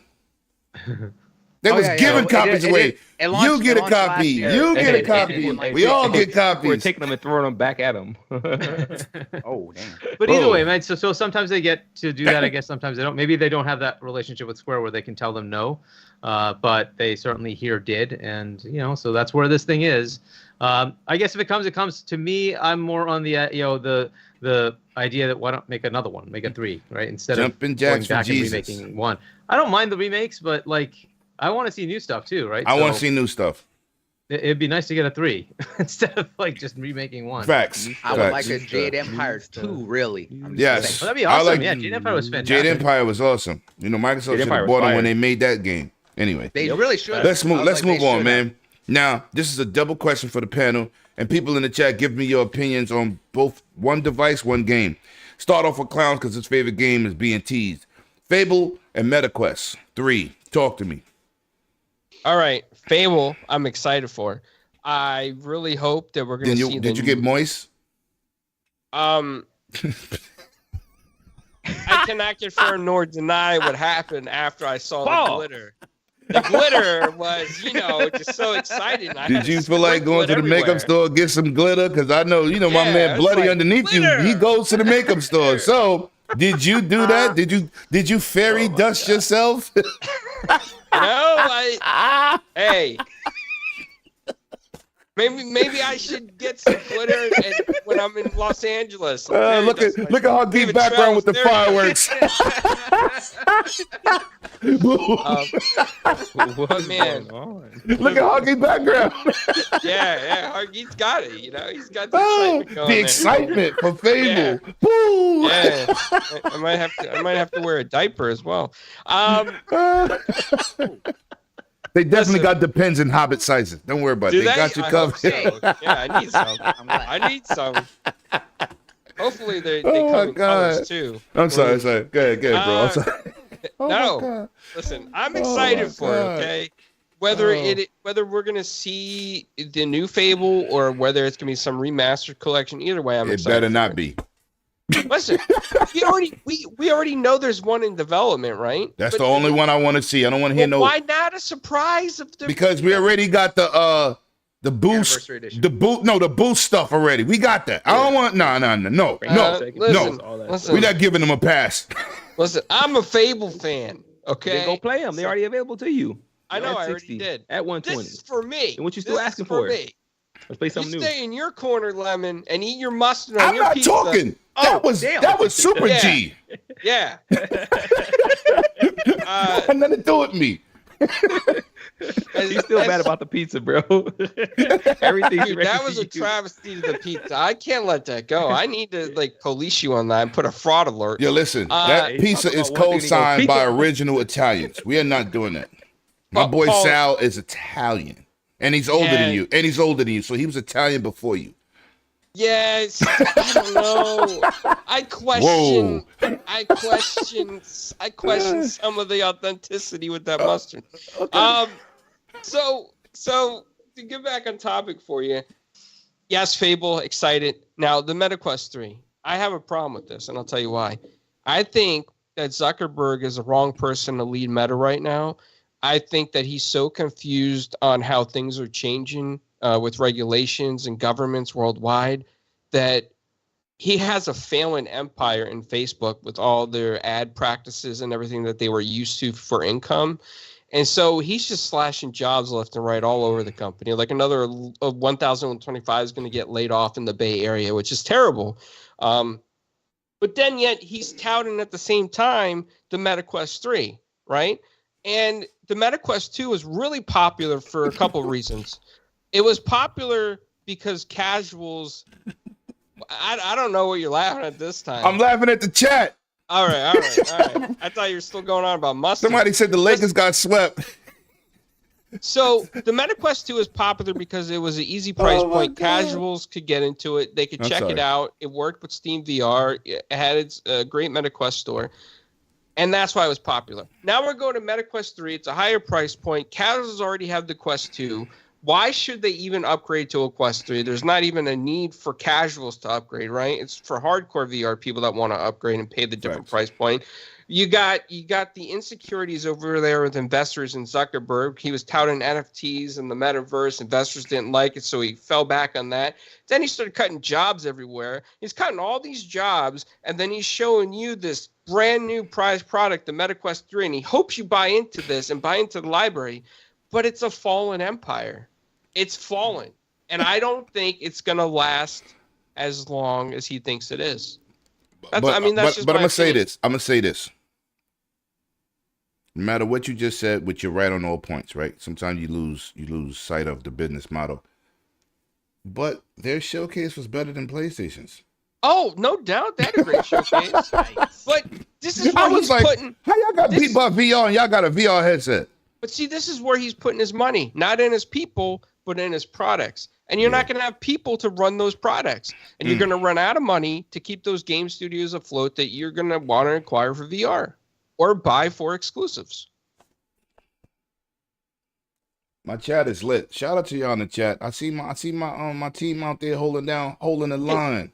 Can you put a poll in there, mustard or PC? Yes or no? They holding the line in my chat. They are holding the line. Geek.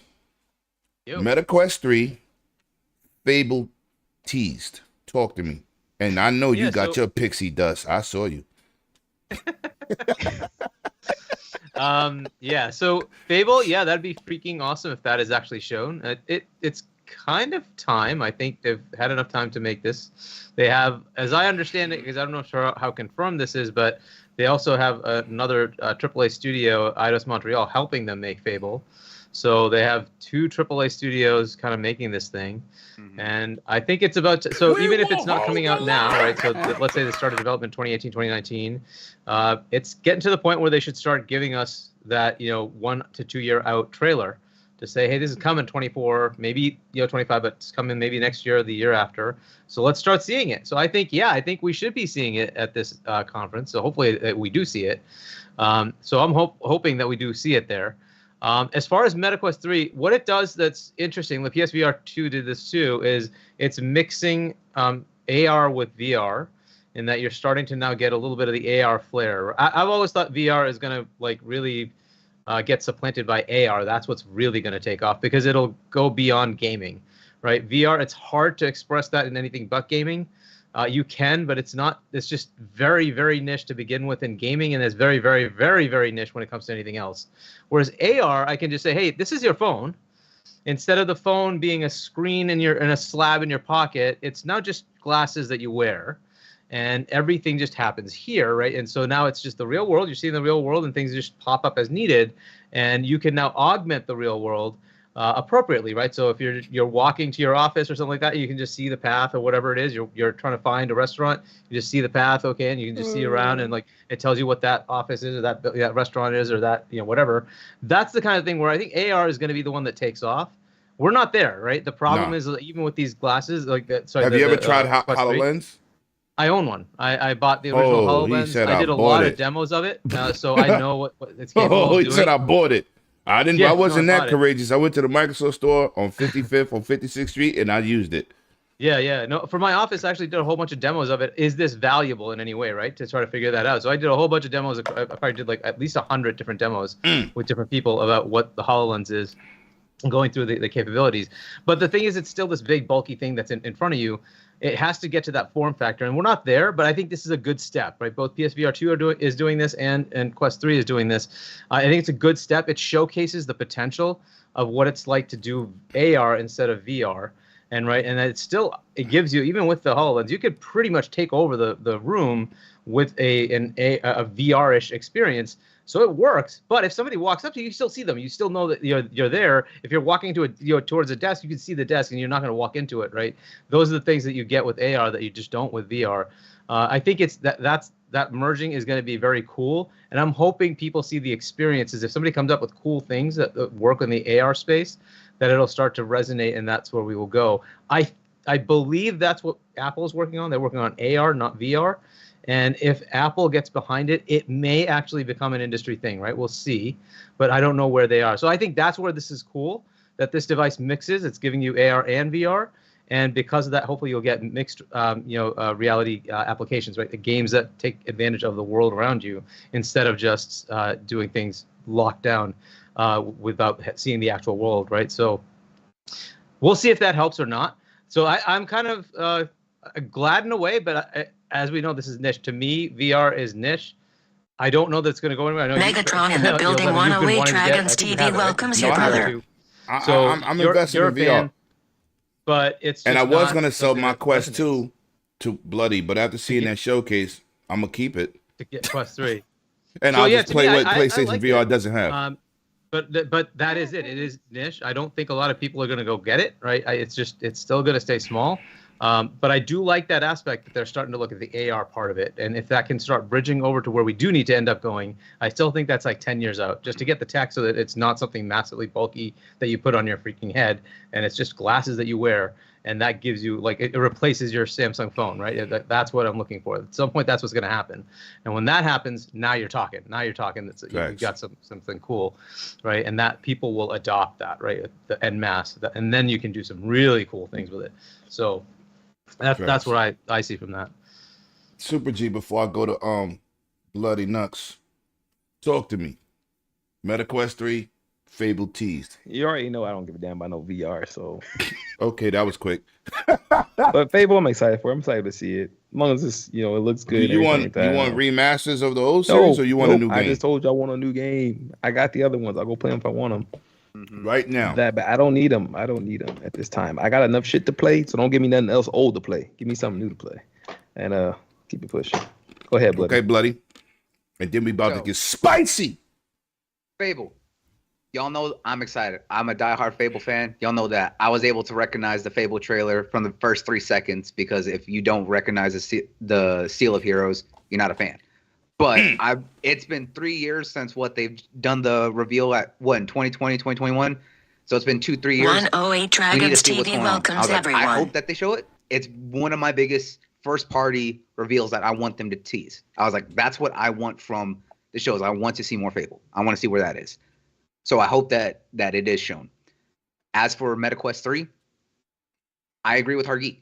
AR is realistically where the future is coming for those. We saw, Google Glasses years ago trying to do the whole form factor and be accessible, something easy to wear and stuff like that. That's the end goal, right? We're still seeing bulky headwear. Not everyone's going to walk around with a big-ass bull helmet on to utilize that. So the fact that they're finally embracing where AR is going and stepping away from just a focus on VR, I think that is the best aspect of it. I was like, it looks like they absolutely improved the hardware a lot, so it looks nice. It's just getting it down to where it needs to be. We know that MetaQuest is always the more accessible and most successful, or one of the most successful helmets or VR headsets out there. So it's good to see that they're embracing it. But I do agree with kind of what Clowns mentioned, is that Zuckerberg is not the person for Meta. I was like, they've had a lot of issues. I worked in the security and especially when it comes to information dispersal. I know all about what happened with the Analytica Cambridge incident that put Meta in a bad spot and how they've been affected by a lot of regulations here in the US. So they're kind of bleeding money. And they're not putting the right spot or the right people in the right places or making the right investments, and it's showing underneath the leadership. But for those who are interested, I think MetaQuest 3 is really going to be something special and going to be really nice as it starts going towards where it needs to be. Okay. Now we're going to get into the spicy topics. This is not the spicy topic I'm talking about, but I'm going to go to Hoggy first, man. Guess. PlayStation being investigated for bad business practices, being that they're the leaders of the market. Give me your thoughts on that, and what do you think is going to be the outcome? Do you think that the people are going to put their feet down because they are the leaders? So what do you think about this, and what do you think is going to come out of it? Yeah, so the case here, there's one filed in the EU, or maybe it was in the UK, and there's one filed in I think now it's Romania, if memory serves. Essentially, they're complaining the other platforms allow you to buy games through their store, buy games physically in retail, but also buy digital games through other retailers, right? So you can get digital codes from places like CD Keys or Eniba or whatever, right? These other places that exist, right? Yep. Well, that is not something that Sony prescribes to. So you can only get digital codes from them. Now, you could get a digital code for their store and then go put that up on a CD Keys or something like that, but you won't get it at a discount because they have to pay full price, right? So that's kind of the headache you run into, right? So whereas other retailers, they have the opportunity to give you a discount to attract customers, right? So that's better for the consumer. And that's what the European rules are, right? So that's what they expect, right? And the other platforms, they all do it. Steam does it, Nintendo does it, and Xbox does it. They all give you codes, and you can have them on different retailers. They don't care. That's fine. And of course, they still sell it through their own store, right? So that model is fine, and that meets the EU requirements. Sony decided not to do that, and therefore they're kind of in a little bit of a pinch. So I don't know if it's that big of a deal, if it's going to cause headaches. You could say the same thing for the iOS App Store and the Google Play Store. They kind of do the same thing. They're locked. But the EU just recently put out a new law that eliminates that issue because they say other stores are now required to be allowed to be on those platforms, right? So this is going to be something that they're going to have to contend with.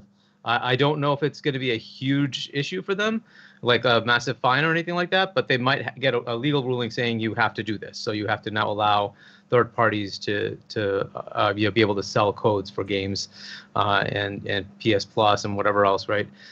Through those, and I think they do PS Plus. I think they allow those, but they just don't allow the games through third-party retailers. So that is probably what will end up happening.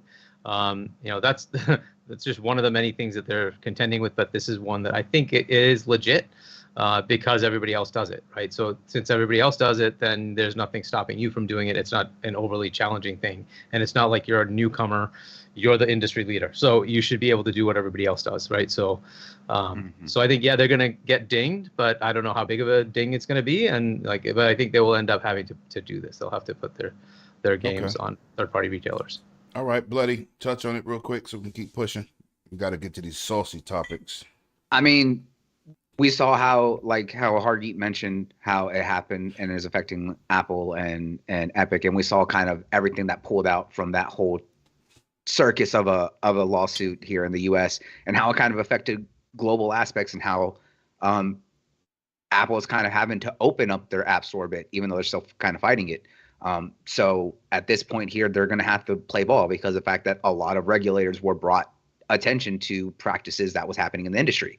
And a lot of it was going against big tech companies not playing ball or doing what needs to be done, especially as more and more have changed a lot of regulations to open that fair competition. We're seeing how it's affecting with everything else right now. So I agree that I don't know if they're going to be fined, but they're probably going to have to open up to allow third-party sellers. As it should be. Okay. Super G, the man of not too many words. Man, listen, I don't care, dog. Nah, it's good, bro. Because I'm on board to buy from third party, bro. I like buying the digital codes off of CD keys and eBay and all those other spots that you can do getting those discounts and sales. Yes, sir. Oh yeah, big time. Even if you just buy like the currency cards from them, bro, it's still right. Love You right save there, you save a couple dollars, right? It's all about us saving money. Save our pocket. And anytime I can hear some negative news coming Sony's way, I'm happy about it right now. They was being busters about this whole CMA thing. So go ahead and get their ass. They was straight everything. snitching. Pull a tax record, pull everything. So. But I mean, it's all good. Hey, but you know what's crazy? You can't even buy digital codes and stuff like that for PlayStation. Not even at GameStop, bro. Which is wild. They had stopped it. That's crazy. So now you got the gift cards. They just activate it and you take it home. Yeah. So get their ass. Okay, clowns. Talk to me. I agree with Hargeet on this. I think Hargeet, you 3 for 3 right now. Let's go. Yeah, I mean he's good. He's on point. So I think that these investigations are going to lead to force Sony to kind of have the digital cards in the stores for the retailers to sell. But other than that, I don't know if they're going to have to pay any hefty fines or any further investigation is going to happen. Sony just might be like, okay, you guys are right. We got away with it for so long. Yeah, we really don't care. We're just going to do the digital stuff now, and we're fine with it. I think that's really what's going to happen out of this, to be honest with you. Okay. You touched on this, right, Bloody? Yes, right? Yeah. Okay. Let's get into the spicy stuff. I've been waiting for this whole show, baby. And let me say this to the 77 people in the chat. Shout out to y'all, man. I even got some new subs. Without y'all, there's no us, because we could do this in the party chat and with no attendance. So get in these chats, have a conversation. You're definitely welcome to speak up, say your opinions. We definitely read out the chats. So, and of course, my guests and my panel, man, y'all always hold me down. I appreciate y'all, and I always like to say that, man, because we go out here, we give our opinions. I do a lot of work. Hargeet be outside at these places. 100 and Bloody and Super G, and we be outside at all these conventions. So it's good to be able to share this with your gaming community, man, on some honest tip, because ain't nobody here. We ain't stroking no opinions. We just saying what it is, right? So, if you want somebody to stroke your opinions, you on the wrong channel. Just wanted to say that, but I appreciate y'all for being here. Now, we don't get into Hargeet's favorite person. Lena Kyle is being investigated for abusing her powers. Now, we have witnessed her get ridiculed, dragged through the mud by Congress. But the worst part is something that I talked to a couple people, even my man Gaz, and I said, listen, you know what the worst part of that meeting was about? He was like, what? I said, when people quit and they leave a note or a letter addressing your actions. So I said, I think that's gonna go somewhere. Dry snitching. Right. They started they didn't say anonymous letters. They put their name on it. Yeah, they left names on it. They left names on it. They Now, want you to know the clout they got and why they say what they say. we're talking about high-end CEOs, established individuals at the top of the FTC. They have resigned, and they literally threw this chick under the bus. And I said, can she be investigated for abusing her power? And the answer is obviously yes. Yep. Tell you how, Geek, man, I keep my crystal ball shiny as hell. Shiny. Yep. Because this is crazy. Now, I want to get your opinion, Geek. What do you think is going to come out of this, and how will it affect the FTC's case against this Microsoft ABK deal? The problem here is that, as all things government, it's extremely political. There's no way around that. We have one branch is Republican and the other branch is Democrat, and unfortunately, that is going to lead to just standstill. Nothing's going to change. Turmoil. Yeah, so the House will do what they're supposed to do, which is investigate a complaint, right? If it was one or two people, it'd be one thing. A lot of people have left, right? And when you have that kind of mass exodus, when you're polling, says and they seem to have left for the same reason. So exactly, and like the trust in leadership was at very high levels before, and has eroded to very low levels now, right? And that is a direct consequence of a change in leadership. In this case, Lena Khan taking over, right? At that point, it is incumbent upon your employer's board, at this point, that's the House, to figure out what the hell's going on, right? And that's what they're doing, is figuring out, hey, is this a problem? Is she doing things wrong? We're getting letters that people are telling us she's doing things beyond her station. She's doing things that are, not in the norms of what we used to do, and it's becoming a toxic environment to work in. Okay, well, that's something they have to go investigate, right? So that's what they're going to do. Do they have the power to do something beyond that? Yes, they do. They could ask for her removal. They can do that. However, it would have to go to the Senate, and the Senate would have to agree. And I doubt they will, because this is a Democrat-appointed person, and they're Democrat. I was going to say that. They're all the same that's party. Unfortunately politics. If they did it based on merit, you have to look at where they are and say this is just not tenable. And President Biden, please go find somebody else, right? Let's put somebody else in here, because this isn't working, right? You can also look at the track record of every case they've brought against a merger has failed in their attempt to block it. That's just the way it is, right? I would also say that on the other side, I'm not against some of the things she's saying, right? The potential to look into big tech, the potential to look into privacy, the potential to look into bad behavior. Yes, absolutely do that.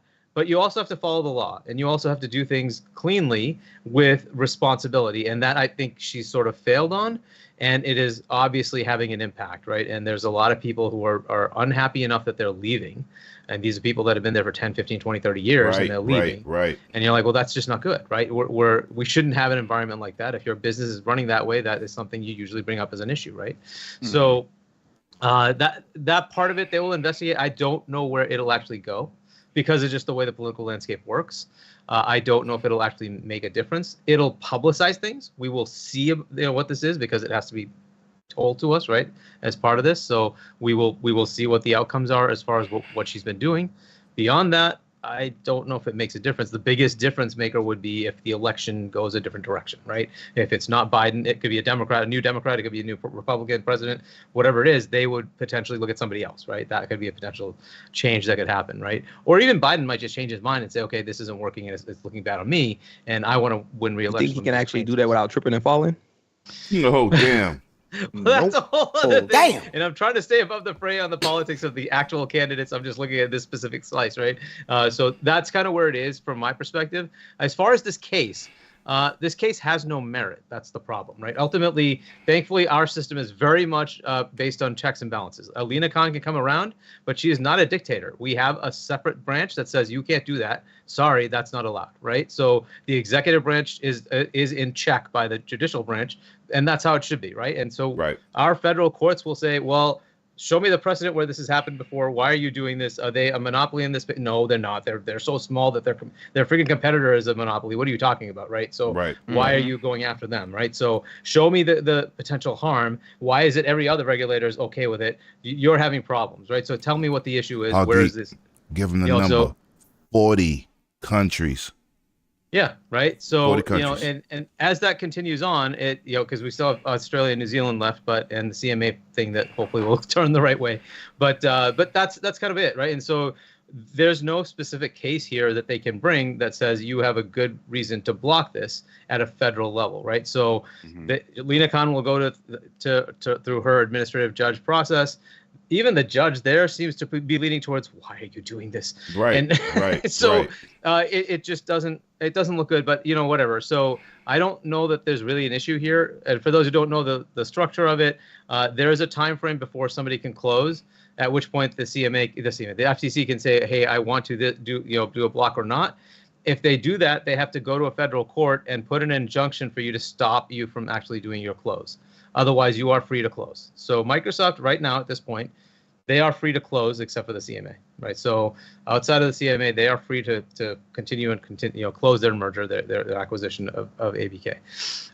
As far as the trial, it can continue. They could bring this at any time. They could say even 5 years from now, hey, it didn't work. We want you to unmerge, right?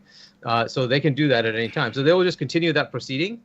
So unless Lena Khan goes to a federal court and says, no, I want to stop this, at which point, by the way, the entire thing goes away from her purview and it goes to federal court, right? The injunction would have to be granted by federal. They don't want that. They don't want that because the federal court, just like they did with the other, the gamers lawsuit, is going to say, I don't see how you're getting harmed.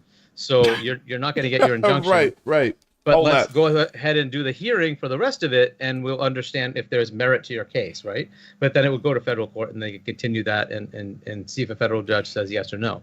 But ultimately, that goes to the Supreme Court, which is 6-3 Republican. They're going to go with precedent, which is we're not going to block this. Tell me why. There's no case where they're going to be in such a big monopoly position after doing this. They're the little guy who's trying to compete with the big guys. Where are you coming from?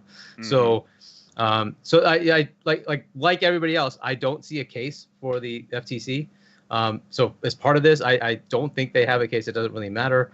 As far as the thing with Lena Khan, again, it's all politics, unfortunately. So yes, we will find out what's been going on. Beyond that, it's up to President Biden to make a change, because I don't think the Democrat-controlled Senate will actually recuse her. So you'd have to go through an impeachment process and say, okay, yes, we agree with the impeachment and get rid of her, and then have President Biden find somebody else. I don't think that's going to happen. Okay, great information, my brother. Yo, listen, that's why you're here, to hear your thoughts. Facts. The man of many words. Lena Khan, bro. That ain't me. Investigation. Talk to me, bro. Are you talking about me? No, I didn't say the man that talks too much.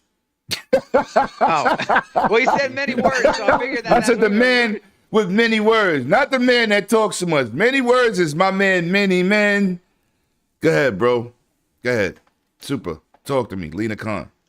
Bro, all you gotta do is rewind the podcast about 5 to 7 minutes. You know exactly how I feel. That man Hargeet did that thing, bro. I ain't got nothing else to say. Woo! Yeah, he killed it. Okay. Go ahead, bloody. Hold on. I'm gonna hit you with that. 5 hours later. Go ahead. Oh, is that right? All right. No, we got other topics. I know. All right. Why are you hosting me now? No. See, you done said 5 words too many. Let's go. The thing about Hargeet mentioned that this is very much a political showcase. If anyone has followed Lena Khan's career, is that she's been very open about wanting to be hard on big tech, and she feels that we haven't been following what we should have been doing. And the fact is that every time she's brought up a case against another big tech company, it's gone nowhere, or she's lost. She's being extra hard on Microsoft because Microsoft is one of literally the biggest tech company in the world, and that if she can put a win under her belt on blocking this merger, that it would give her more precedence and pursue to follow her view of wanting to go against big tech. The issue is that, as Hargeet mentioned, there is no monopolistic aspect of this deal that would put Microsoft in such a stranglehold or a advantageous aspect within the gaming industry, let alone anything else.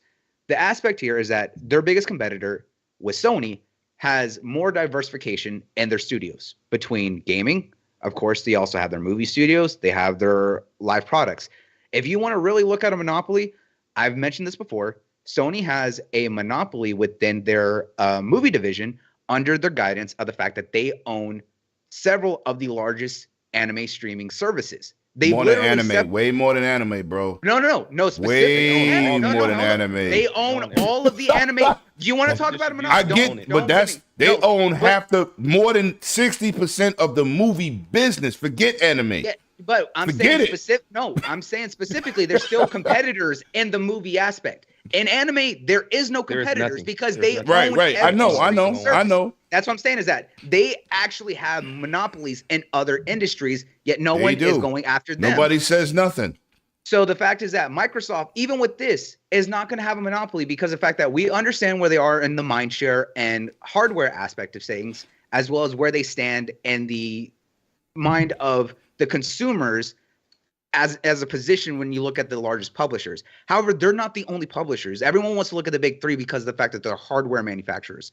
If you look at other publishing companies that are out there, there are much bigger ones. Specifically, we can look at Embracer Group, as well as look out in China and Tencent. Tencent has their hand in every major developer's pocket everywhere across the industry and in other aspects. They have much more control and impact than Microsoft would, even if they acquired this publisher. So the fact is, Lena Khan is just trying to throw her weight around. She needs a W. Yeah, she's trying to throw her weight around, and it's not looking right. I was like, look, it's the fact of that every other Congress member, anyone who pulled out on the committee, pulled her numbers, and she used the same excuse.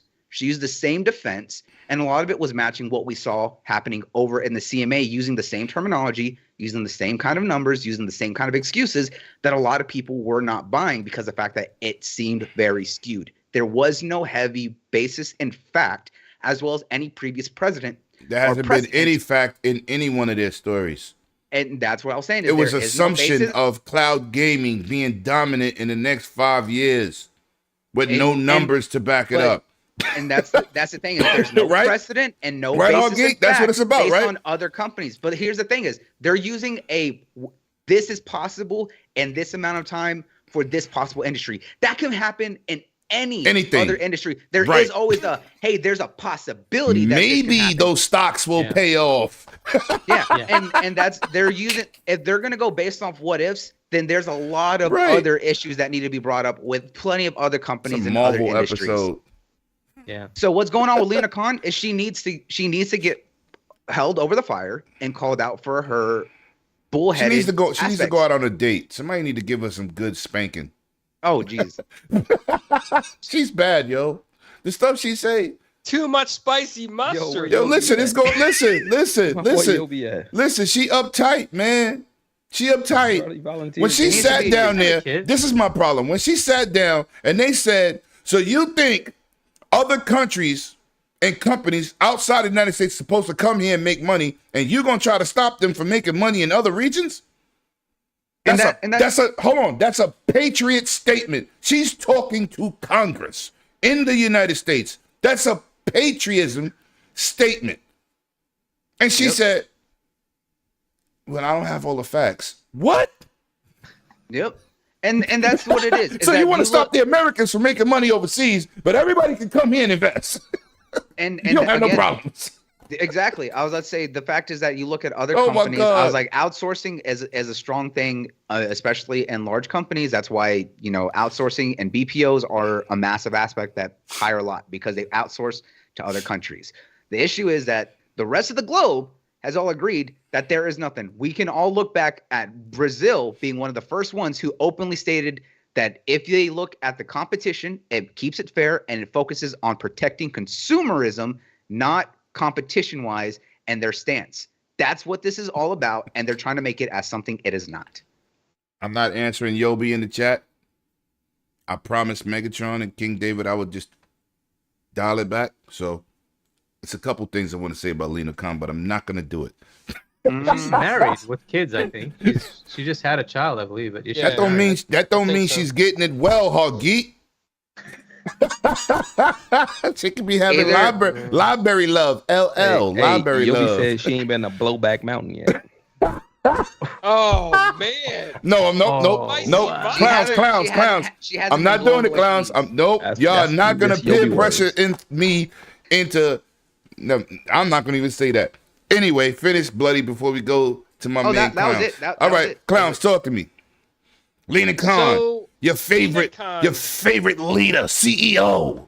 I know she didn't make that 500 list of the top CEOs like Sarah Bond did. Yeah. Damn, I'm petty. Well, she's a government servant. I mean, You she gotta wants to remember get that. served. Man, you are messy.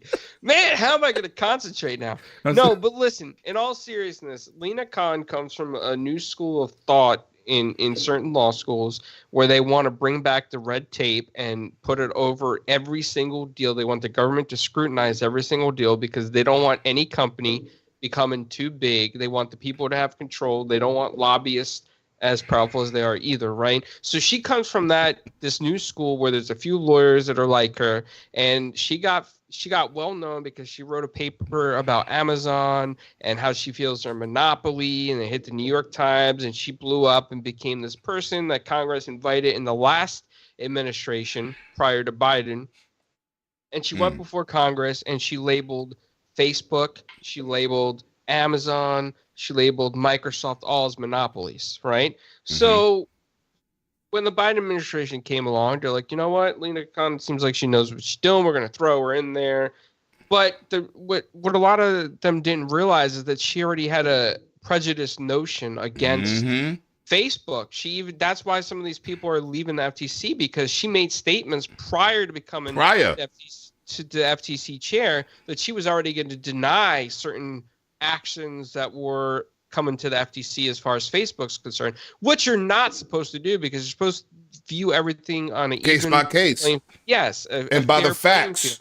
Yes, and in this case with Microsoft, she is just using this as a political coy to make a name for herself.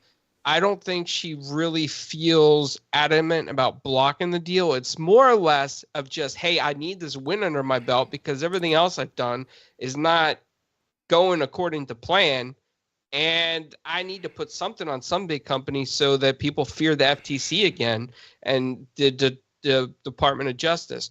This is the wrong case to do it, and Lena Khan also colluded with foreign government agents during the process of litigation with the CMA, and she shouldn't have done that. So the House is investigating her, yes, but like Hargeet said, this is a political thing because one party put Lena Khan where she is. The other party, everybody has remember, everybody's got lobbyists, right? Everybody has lobbyists. Microsoft has the most, though. Certain people in politics are not happy with the way certain things are going. So Lena Khan's going to be investigated for show, right? For show. Because after this happens, even if she's found to have abused her power in the FTC, it's got to go to the Senate, like Hargeet said, and they're likely to not do anything and just keep her there. And she probably wouldn't be recused until the next administration or a change of political power. And even then, they still might keep her depending on how they feel at the moment. It's always about what's in the moment and how they feel and how they think that. But that's how all politics work. That's why I don't talk about it, because it's BS. But in all honesty, her biggest mistakes are colluding with the foreign government, being prejudiced before certain cases come to FTC, and that's really it. If she would have done this fair and square, she wouldn't have that smoke. Yeah, she wouldn't have all these problems. You know? Okay. We're gonna move on, man. I'm gonna say this. In some of those parting letters, it was two of them that said she was advised not to go against this deal because they had no solid proof, right? Had no proof. She was advised, don't do this. We don't have the numbers to back up what we're talking about. And she still did it. That's when I said, damn, can she get in trouble for abusing power? Because that's like saying you tell somebody there's a tornado coming and you tell, but she's going to say, no, you don't got to worry about it. It's all good. And then it's tornado hits. They warned something you. You mentioned, Clowns, is the potential for collusion. That is illegal. Unfortunately, I don't think under the current administration they'd go after her. That does not preclude that from happening in the next administration. So it's something that could be a problem for her, but we'll see, right? Because she is a lawyer after all, right? That could be a disbarment, right? We'll see, right? And it may be nothing. I mean, like most things in politics, they don't go after these people, right? So, it's probably not going to amount to anything, but that could happen. There was a prosecutor, I want to say in New York, that was recently brought to justice because they just fabricated shit for like 30 years and put a whole bunch of people that are innocent in jail. And at some point, you just have to account for that. And that person now is I think they're spending life in jail or whatever it is. But, that kind of thing can happen. But I doubt that would happen here. What you said, that is illegal, right? If she actually is found to do that, they're denying it. Of course, they're denying it. Of right. course. But it did seem kind of weird that suddenly flipped everything over there. Right. But so if it does come to light that happened, that is a potential issue for her. Certainly for recusal, but it is potentially a legal action issue. So I don't know if that'll ever come to anything. Not to mention with everything else, especially the fact that going into it, how she had the bias, that also is grounds for ethics. That's just abuse of power, and that you would just take her from, out of her position, right? That's an ethical issue. Collusion is illegal. You can't take illegal because it's a current case. You can 100% collude on what we should do in general, right? With all the rest of the world, they do that. That absolutely we do that, but on a specific case, because you have the confidentiality of a case, you can't talk about that case with anybody else, right? So if they did that, that's not allowed. So listen, we'll see. It's just a bunch of BS, and you saw the Congress expose her. We all know she lying, but what else are you gonna say? Oh yeah, I lied. Oh yeah, I abused my power. What else is she gonna say? Like technically, like really, like come on, like we all can't. As gamers, this is bad for us because some people want the deal to go through. I just want Call of Duty Survive and Diablo. I don't care about really nothing else. I'm selfish. I worry about me and what I play, right? Because Microsoft will get this deal. They're gonna make a ton of money. That I'm still got to buy the game. Well, technically, it'll be in Game Pass. My bad. My mistake. I like talking the facts here. Most of the time, we still buy those games, though. Well, yeah, I don't. The one thing I care about is making sure that Toys for Bob are taken care of because they be sitting on two classics that aren't getting any love because Activision don't care. They don't care about Crash Bandicoot. Let me tell you something. I keep it real. You know why I got Game Pass? Forget the deals for all these other games going in there. I'm in there because first party. Same reason I'm not a premium player over there on PlayStation. I'm a plus player. If you tell me day and date for your first party titles, I will invest the money. I'm not doing. I'm not Game Pass train. Train, let's go. My train don't stop at Sony Station. That's it goes express when it get to Sony Station. But anyway, let's move on. I meant to say this. Korea has joined the battle. We're not going to talk about that because that makes the 40th country that approves the deal, including Japan and China. So they really kind of looking crazy. But I'm going to get into the court proceedings. Now, I don't know who had the pleasure to see these proceedings, but I got a lot of it last week. I watched it. Yeah, me too. Who got to see you got to see it too, Bloody? Yep, I was watching. What about you, Clowns? Did you get to see these proceedings? And did you get to see the CMA crumble? I saw the clips and bits that were posted on Twitter. Okay, so you probably saw the snippets that people wanted people to see. What about you, Super G? Did you get an opportunity? And people in the chat, shout out to Trinity that just pulled up. Shout out to the Rockin' Warrior. I just seen snippets of it. Okay, then you seen enough because those the good. It was too long. It was 4 hours. It was crazy. Yep. But I'm gonna say this for people who use this in the console war space, which it really is not a console war situation. But being that you want to do that, CMA got destroyed. Their arguments was thrown out in terms of the judge was like, nah. We not having this. We got a 500-page document. I read through it twice. You bugging. But this was the kicker. This was the worst part of what happened during these proceedings. It's when the lawyer said, we think our numbers might be a little off. We're talking about cloud gaming. And when I saw the numbers for cloud gaming and what they project for VR, I said, oh, y'all crazy? Like, I'm a VR dude. I know VR is not that popular. It's a niche title. You tried to make this like it was coming out like Diablo. Like it was a like popular half the world game. is all over it. Right. And I said, the numbers for cloud gaming, I said, who's spending 280, whatever number it was? It was some billions in there somewhere. And I said, nah. Y'all, where did you get those numbers from? Because xCloud is the #1 streaming service that only 1% uses. So what numbers could you be? Where did you get this from? So, chat, listen. I laughed so hard during these proceedings, and I ain't gonna lie to you. There was one part in the proceedings where they asked to go, oh, we want to delay this to September because we can't get no lawyers. What? Oh, that's not even the best part.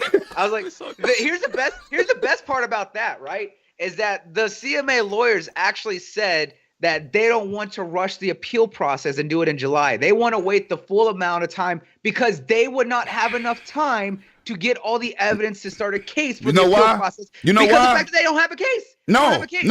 It's because they was going on vacation. No. I was gonna say, well, that's the reason. Here's the thing. I love what the Microsoft lawyer said in response to that. That he said that y'all don't have enough time to get evidence within 3 months to do it. Yet we had to turn around and get enough numbers in 4 weeks to start this appeal. But you can't do the same with more time. I was just like, dude, that was savage. With your own stuff. Exactly, with your own stuff. With your own stuff. Yo, listen. This was a sad day for the CMA. And now, when the judges, I'm just giving y'all a picture for those who didn't see, because, like I said, the people that see know I ain't lying. It was a point to where it looked like the judge and the lawyer for Microsoft was like pointing a finger at the mother and father at the CMA, right? And the dude was sitting there like this.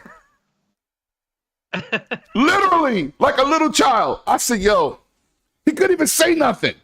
They was destroying him. And I was like, and we're going to talk about what it might lead into. But goddamn, if you had a case, you wouldn't be looking like that. So we're going to start with you, Hoggy. Matter of fact, I'm going to save Hoggy for last because I know he got some smoke. So I'm going to go to you first, Bloody. And then I'm going to go to Super G, and then nah, you ain't gonna go to me. I ain't got enough information on this. I'll let y'all have it. Oh, all right. So Bloody, I just seen the embarrassing part. It was yo, bro. It was like a chastising of catching your kid cutting for the first time. It was bad. So Bloody, go first. Was rough, dude. So. It was rough. The whole thing just felt like the judge literally had opened out with the fact that he said he was looking at this as completely understandable and fair as possible. And he said that looking through the documents that the CMA provided, that there was nothing in the numbers that they stated about the current their current issue with the market that would be a cause for blocking the deal. One of the biggest things that he also stated throughout that the whole appeal and the hearing was he wanted a clear definition of what the market was. What is the console market and what is the cloud market? Because the fact that he said putting those two together absolutely skews everything and doesn't give a clear definition. So he was pushing for what is their clear definition of what is the gaming market for consoles and the gaming market for cloud. Because when he looked at the console market, he said that the numbers there show that there was nothing heavily weighted in Microsoft's corner, that if the merger were to go through with the acquisition, that it would allow any unsustainable aspects in their part or put any unfair advantage of them in the gaming market on a global scale, especially within the UK, looking at other competitors, namely Sony, because we know that they've been the most actively vocal about this.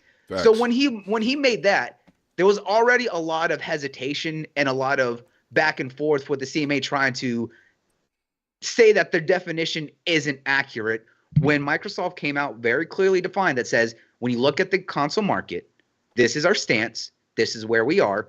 The cloud gaming market is still very new, that they've been very vocal about supporting other competitors so that way the other services have access to the same titles that they would have access to, and that it would allow the market as a whole and that growing industry for cloud gaming to be able to grow and be something in the future. But as it stands now, while they may have one of the largest, it is still very minimal compared to the global aspect.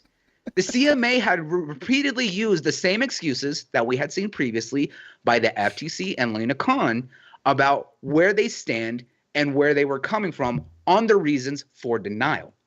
It was so bad that there was literally times where the judge felt frustrated with the information that the CMA was provided because of the fact that they were repeating the same thing for 7 different questions. And he says, I need more proof. Why are you using the same thing? And Microsoft had plenty to give. It was just bad. And the fact is that they know what they were doing when they were saying that they wanted to delay the hearing for the full 3 months that it would take to start it, because also they wanted to run out the time for the acquisition be able. Because remember, people were saying that the acquisition needs to be finished because in the contract and clause that they made is that it needs to be finished by July. However, with them even rushing the appeal process, it would be at the end of July, around the 24th, instead of the end of August to early September, which would be outside of that time frame that they had established. So even if they were to push it, there's talks that there may be a slight extension between Activision and Microsoft if they were to agree to that. But waiting 3 to 6 months later would fall well out of that aspect that would allow the deal to basically fall through. The CMA was completely roasted by everyone because of the fact that there is no clear definition in where their stance is. Their numbers were skewed, especially when they openly admitted that their numbers are not accurate. So it's like, where are you pulling these numbers from? They made it up. Exactly, because in your own official report, these are what you have. And then you openly admit that they may be wrong, and the person who you're trying to stop has provided you dozens, hundreds of accurate numbers, and you're not using any of that for your base. That shows that there is a clear definition of you do not agree, or you're not going to utilize the actual numbers that are being provided to you because you want to go with something else already beforehand. Right. It was such a joke to watch that coming from the CMA fact. Everyone else was laughing because of the fact that it was just completely so it was basically like watching what happened with Amber Heard and Johnny Depp last year. It was a circus because of the fact that it was entertaining from one aspect. It was just watching them completely get destroyed. All right. I'm gonna say something. I'm gonna comment on 2 comments. Oh, let me make sure I can find this. Jigga J says CMA like, can I call a friend? And somebody hold on. Somebody had another one. Hold on. This was a good one. Some people might not get this, so I'm going to define this. They said the CMA pulled a Chris Webber. Yeah, when he was at Michigan, when he called a timeout and they didn't have one, so I knew immediately. Help me. That's why I was laughing. I was laughing because, goddamn, that's funny as hell, man. That's funny as hell. Woo, the chat is lit tonight. Yo, listen, shout out to y'all chat. Y'all on fire, man. If you didn't hit that like, please do help the channel so greatly with that YouTube algorithm. Clowns. How did you feel to see the CMA get obliterated? I mean, listen, they deserve to get obliterated, right? Like, same way spicy mustard and pizza deserves to get obliterated. But I'll say this. You're going to stop that. Oh, no. You're a guest here. Matter of fact, pineapple is also warranted on goddamn pizza. No. Listen. Yo, Huggy, do you eat that? So my sister and brother-in-law love pineapple on pizza. Oh! That's like almost every time we get pizza, there's gonna be one with pineapple on it. So that's one. And then I've never had mustard, and I'm actually interested. I'll try that. I'll give it a shot. Oh no! Like, I like snap! Mustard, My daughter was here. I thought you left. My daughter's here. Yo, I see somebody go in my bathroom. I'm like, Sorry, y'all. I'm sorry. Throw out the mustard. But yeah, so I don't know. Straight off the pineapple, mustard. It's kind of normal for me. So Right, and right. Mustard, Thank you. I'll try it. I don't care. I'll try it. It's a Brownsville thing. It's not a Brooklyn thing. It's a Brownsville thing. So when you ask people in the chat, clowns, it's really not a New York thing. I know that. I know that. So It's you Paul know- that didn't know that. Yeah. You know, Paul don't get outside. He just pulls up on everybody. Yeah. Now, if you said mayonnaise, I don't know, man. Mayonnaise? Oh, I'm not doing no Yeah, I'd be mayonnaise. like, for the there pizza. I don't know, man. Yeah. There are countries that put mayo on pizza. You know I what? found out. And I'm pretty That's sure very- they bathrooms stay loaded. I'm not sure about that one, but you know. This is Yeah. this is getting messy Yeah, today. yeah, listen. It's like eating a White Castle burger and you want to go play basketball right after. Good luck. Good luck. Go ahead, clowns. be bubbling. Facts. Go ahead, clowns. CMA. So yeah, I mean they deserved everything they got, but here's the problem: there's nothing that can be done in that immediate aspect because they are outside of Parliament's control. Basically, they have their own authority right now, and Parliament's got to rewrite the legislation to change all that. And I think what's going to happen from all this, a lot of people, I've been saying this. You see me say this for the longest time, Lemon. I'm one of the first people to say it. I think to close this deal, Microsoft and Activision will pull whatever they have to out of the UK to get this deal done. And then Parliament's going to rewrite the legislation for the CMA, and then the stuff will come back. Yeah, regurgitate it. Yeah, that's what's going to happen. Okay. I mean, the CMA is too much oversight, too much authority, and Too much. yeah, Microsoft's one of the biggest tech investors in the UK, and it's really why if you're a company of capitalism, why invest in a country that's not going to allow you to grow? Plus, Microsoft and Apple are the two biggest tech giants on the planet. So they're not one of. They're in the top two. Yeah. They're in the top two, bro. Yeah, Like, I mean, no, They it's are true. the top. They are the top. And Apple don't put their stuff everywhere. So technically, Nope. Microsoft is top. You know what I'm saying? Apple's up there because they got their own brand and they do their own thing. But in terms of world dominance with software, it's Microsoft. So, not Linux. Oh, wait. I'm not doing that. Oh no. Oh no. Oh, I'm going to hell for that, Huggy. Well, listen. In all honesty, hold on, listen. Amazon and Google, they do use a lot of Linux service. And We're they are not in a lot doing of this, places. clowns. No, In a lot no. of places. There are more places than mustard. Oh! I said that to you, Lemon. Take that. Take that. What you did? Italian puffy? What the hell? Wait, is that a thing? I mean, can I be? Hey, Do I got hey, bars? Hey, you got Can I got bars. bars? Bars. All right, Huggy. California love. Don't do that on my More show. bars than Puffy. Yo, look, please don't embarrass yourself on my show, bro. You leave that to the party. That was his version of Tupac, people. Don't you ever do that again. Go ahead, Huggy. Let these people know how the CMA got embarrassed and how you feel, what your feelings are. So first thing to note is this stream was on Microsoft Teams. Like the UK PM, he put out like he was looking into what the CMA can do, and that was all done on LinkedIn, not on like Twitter or the usual places you would do that. Right. So he used one Microsoft technology there, and then this court case was streamed through another Microsoft technology. I'm like, that's rather intriguing, because normally you'd figure it'd be a YouTube stream or something like that. No, it's running off of Microsoft Teams. It sure Okay. was.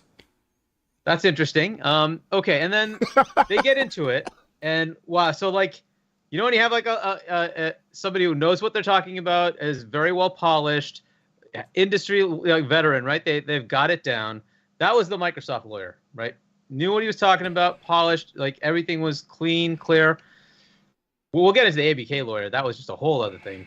And then you get to this CMA lawyer, and the guy was just not prepared, and he was stammering and stuttering, and his hands were like, and he's like trying to like, Your Honor, it sounded like he was speaking Ebonics. It was Beep, just beep, beep, beep, beep, terrible. beep, Yeah, beep, beep. it was terrible, and like, Okay, I can forgive that, and just maybe that's just his ability Can you? level and fine. How much you got paid right? an hour for that, Huggy? Can you really forgive him? I don't know how much he gets paid. I know how much the ABK lawyer gets paid, and he was worth every dime. But Facts. So this guy was just not prepared, and like the case was so useless to begin with, right? Because nobody in the world thought that they would block Microsoft has won. It just makes no sense. It just there's no logic there at all. Like, what are you talking about? But we'll get to that. The ABK lawyer was the Queen's lawyer. This guy's been around, right? So everybody knows him, and you could tell this guy is not a gamer. Didn't matter. He knew the subject inside and out, and he was there prepared, and he lambasted them.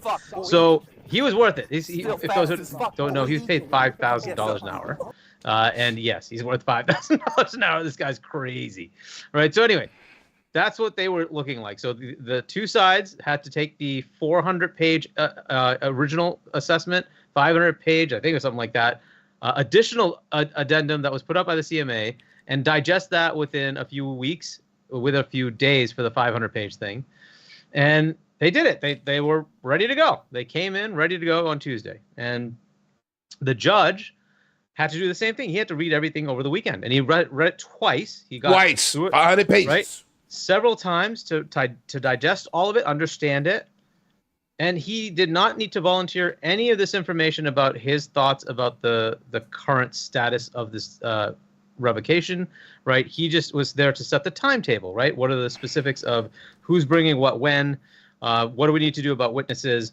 How are we getting in interveners? Things like that, right? That was the intent of this. It was just an administrative hearing to figure out how and when we're starting, right? But during that, he did volunteer. He first did not understand how cloud gaming was a separate market, right? Because that doesn't make sense. You could just play the same game on your console, couldn't you? So it's not a separate market. In other words, that's not the only place that you can get this input or output in the case of the consumer, right? Is you could just go somewhere else and get it. So what's the issue? Why is cloud a separate market, right? It's a delivery mechanism. I could buy a Blu-ray or I could watch it streaming. I could go to the theater or I could wait till it comes out on home video, right? It's not. There's different mechanisms. It's the movie that matters. And if Warner merges with Universal, merges with Disney, that's too big. Can I ask you a question? Can I ask you a question just to bring some monotony to the crowd, right? Let me ask you a question. Do you have to buy a game to play it on xCloud? In theory, no, because you pay for the service, right? You buy the $15 a month service, right? So are they looking at the ability to be able to take things you purchased and be able to play them as well? Yes, that is something they're looking at doing, but it's not there today, right? And the right, other it's not there today, right? Because technically, things that are playable on Game Pass that are playable on xCloud is part of Game Pass, and xCloud is a bonus feature. It's just an add-on benefit, right? Yeah, it's not. It's not like Stadia. It's not like Shadow Play. It's not like Luna. So what the hell are they talking about? And that's what the judge was saying. It's like, I don't understand, right? So why are you conflating these things? And if you're going to say that this is a separate market, then your market definition also doesn't make sense. It doesn't make sense. Numbers issue, exactly. Right? And they're right. Like, because you're saying that everybody who has this service suddenly has access to cloud gaming does not mean that that's the only access method they're going to use, and therefore that's that market. That's not the case. And if you're going to go down that path, well, and I don't know if he mentioned this, Luna came in. And so now instead of the whatever number of million customers that, I don't even know if it's a million, customers that Game Pass Ultimate has in the UK, well, Luna, as in Amazon Prime, has 18 million customers in the UK. They can all access cloud gaming. Are they all cloud gaming customers? Like, that doesn't really add up, right? So this is kind of where they are, right? And part of that was then, okay, maybe we got the numbers wrong. Can we get in new experts? And why did they need new experts? Well, because the experts they used and put, as part of their the decision, agreed with Microsoft, not with them. So right away. Like, wait. So you now want to get different experts? Why didn't you get them before? If you were going to make a decision, wouldn't you have gotten those experts before you made the decision? If you have somebody that's going to back up your thing. Do you remember what he said? Why wasn't these questions asked before you made your decision? Exactly. And so and that's what the judge put back to them. Like, well, no, you're not going to get new ones. You have your experts and you made your decision, right? Right. So Now you need to correlate the two and give me the reason why, based on your current experts, you came to this decision. Otherwise, it was irrational, right? And that's what he's like. So he's working towards that. And now, again, I want to caution that this is not a victory lap to take, right? We do not know where this is going to go. Right. Right. But and it's a great the start. Judge's job is to say, I do not understand these things. You need to elucidate them, right? I need you to make that clear. And then that's an instruction to the CMA. Go make that happen, right? So they may be able to come back and say, this is why, right? But from what we understand, they don't have anything because the experts that used Microsoft went to them and said, well, why did you say that this was a bad thing? And they're like, we didn't. We agree with you. So, like, we shots fired. They got that. Shots fired. I'm not sure what they're talking about. We don't see them that way. So, like, we agree with your statement. Right. Like, so they're kind of stuck, right? So they didn't allow them an extra, expert witness on cloud gaming. Like, no, you got to figure it out within what you have, because otherwise your decision was stupid and shouldn't have been made, right? You should have figured that out as part of your decision. So that's where they are. So basically everything Microsoft asked for, we want a shorter timetable so we can get this done as soon as possible. We want to have a shorter time period for the actual trial. July instead of 10 days, they wanted 4 days, right? They got everything. Well, instead of 4, they cut it to 6 days, but they got basically everything they wanted, and the CMA got handed their asses to them. And now I don't know if the trial judge will be the same. The trial, lawyer will be the same. It'll probably be somebody else. It's 3 judges. The judges, No, keep this lawyer. You know why? Because he's a motherfucking pit bull. Keep him. Keep him. Put that Timberland on his neck and don't let up. You mean the CMA one or the Microsoft or Activision? Microsoft and Activision, they're good to go. Those lawyers are fantastic. The lawyer that the CMA had, it's not his fault. Because like the CMA said, we just hired him. If this case was that important, why would you just hire him? You're a liar. Exactly. You knew. You're a liar. You're a liar. Yep. Right? You're full of it. You didn't just hire him. You don't got nothing. You base this off opinion and tried to turn it into facts like most of the people on Twitter and YouTube. Because honestly, I love my Xbox platform. I don't goddamn play xCloud. I don't care if at E3 I did the developer interview. I brought it live. People said, those was wires connected. No, it was not. It was wireless on cell phones. Different type of cell phones. I did the interview. I posted it. But guess what? You don't hear me talking about xCloud is the move. xCloud is great if you want to play on cloud. But let's be real here. You don't hear me pumping xCloud because most people are not using it like that. This time, you see me dabble, say, this was a good experience. I played Vampire Survivors, and then I talked to my man Paris, and then I said, I had a problem, and then he told me, try it now. I tried it. It's a way better experience. But I ain't going to get out here and lie to you and say, I'm capping for xCloud. Because nobody's capping for xCloud. Right. It's an option. If you don't take your console with you, you're not going to go and play Halo and have confidence if you're competitive like me. Nope. I will buy me another S, even though I got rid of one and I got another Series X. I'd rather buy S and that screen and play it off the hard drive because that's who I am. If you like xCloud, I respect you. But I will never tell you like I'm an advocate for it. But we all know most people is playing on a console experience. Yep. Otherwise, Stadia would be here and Luna wouldn't be failing. These are facts. A lot of people are using laptops, right? They get a gaming laptop or PC or whatever. That's very common nowadays. And a lot of like the next generation, they like PC. They will get a laptop, a gaming laptop. That's the general. I'm looking at the chat. And that's gaming laptop, right? Yeah. What is it? An Ace? Not an Ace. It's a Predator. Who makes this goddamn thing? Acer Predator, right? Then I have a Surface Pro 8. And let me tell you something. It's a good experience if I'm playing by myself. If I'm playing a game like As Dusk Falls. No, none of that stuff. Because I'm a competitor. I'm never gonna play no first person shoot on the cloud. Right? It's a good game. If you want to play a single player experience, xCloud is the shit. Yep. But for multiplayer, nah. Yeah. I played Halo yesterday. Movements. Hoggy at 60 frames. Because I was streaming Diablo and I just left it going to my capture card. So it's 60 frames, 4K 60. You can't see 120, but I felt it. I said, something ain't right. I said, damn, I'm plugged into the capture card. So I'm addicted to 120. So you know I ain't playing no goddamn Halo on no xCloud. Not that it's not an option. If that's the option you choose, I'm not telling you not to. I'm telling you as a competitor. You will never see me say, well, xCloud, xCloud, right, xCloud. I'm not doing that. Is it a great service? It's a great addition to the service. But if Game Pass had to be played, everything on Game Pass was on xCloud, I wouldn't be playing it. Yeah.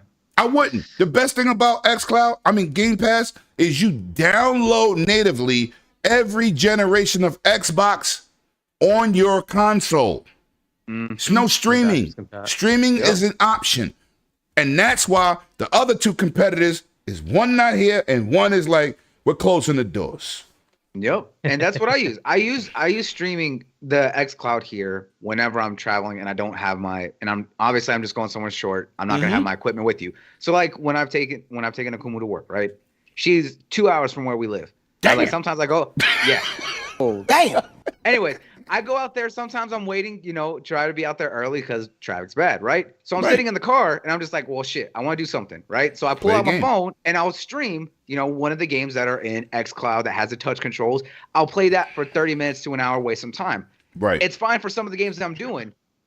But outside of that, I was like, I want to be on my console, right? Facts. Or if I'm in the room, right, and she has her console in our room and stuff like that, if I want to play something too, I'll just stream it or download it on my laptop that I have in my room. But not multiplayer. You talking about single player? Yeah, exactly. Right. It's no problem. I feel you. I was like, if I'm gonna play something multiplayer, I'm gonna install it on my laptop. Outside of that, I'm just like, you know what? I'll stream whatever game I can, or I'll just connect to my Xbox and do the console streaming and just play from my room. Right? Because the fact that it's local hardware that I'm gonna be playing off of.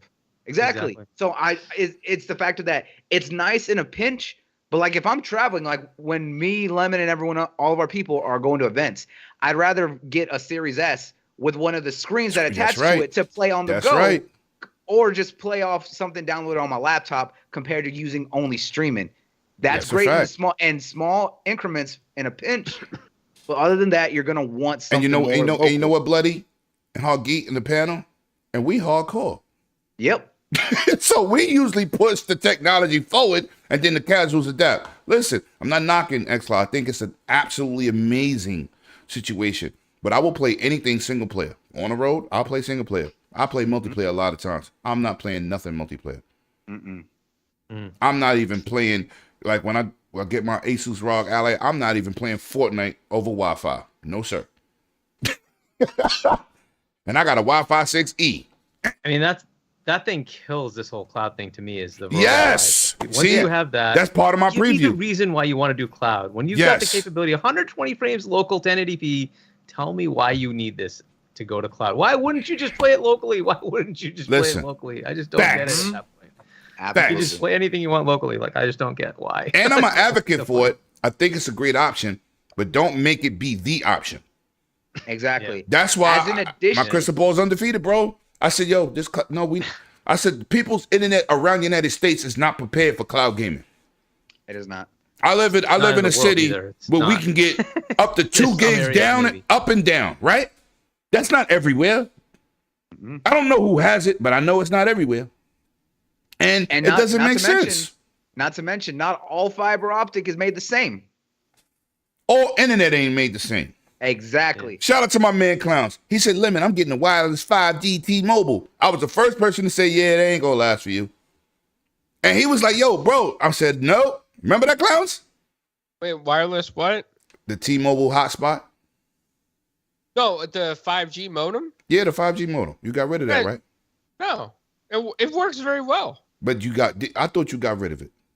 No, that wasn't me. You must have been talking to somebody else in a bad area. My area is good. We have a 5G cell tower. Yeah, we have a 5G. We have a 5G cell tower, probably about maybe 100 feet. You good then? Yeah, you're right there. Yeah, I can cross. Maybe it was Yobi. Yobi, let me know in the chat. Was it you that got rid of it?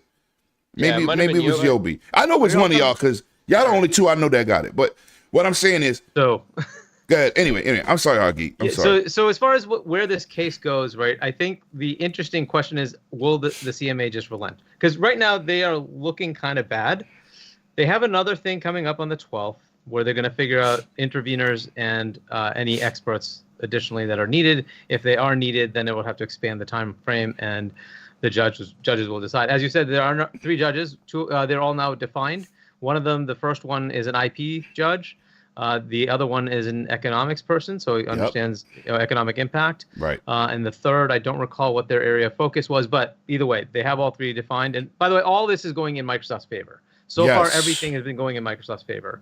And so, if on the June 12th thing, if they're finding they're not getting anywhere, I have to think that the CMA has got to look at this and say, look, we're going to lose. And the problem with them losing is that the CAT can say, look, you had an SLC based on this. It looks like your data was faulty. That SLC no longer exists. Take that out and go back and do what you want. The problem is they have no other SLC.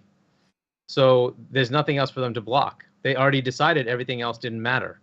They kept just this one area that they focused on with cloud. And if that gets tossed, well, the deal's done at that point because they don't have anything, right? So at they that don't have point, nothing when they thought they did have some. Yeah. So one, and if that happens, they basically get no time to negotiate, right? So the better option for them is to say, let's go talk, right? And let's try to make some figure something out. concessions. That's impossible. That's it, right? And like, I know they want to continue down this path of like cloud. I think the better concession would be to say, you know what, we want to have you not increase the price of Game Pass for 5 years in the UK. Yes. Right. But that's a fantastic thing to do for your customers. They don't want to do that. They're not even looking at that. Microsoft gonna walk away from a $70 billion deal for that? No, they'll absolutely accept that. Go ahead. They'll lock that in, and they'll promote it everywhere, like the train stations. What's the big deal, right? Yep. Like I don't know why they don't do those kind of things. Like it's an actual consumer benefit. Do it. Like do that.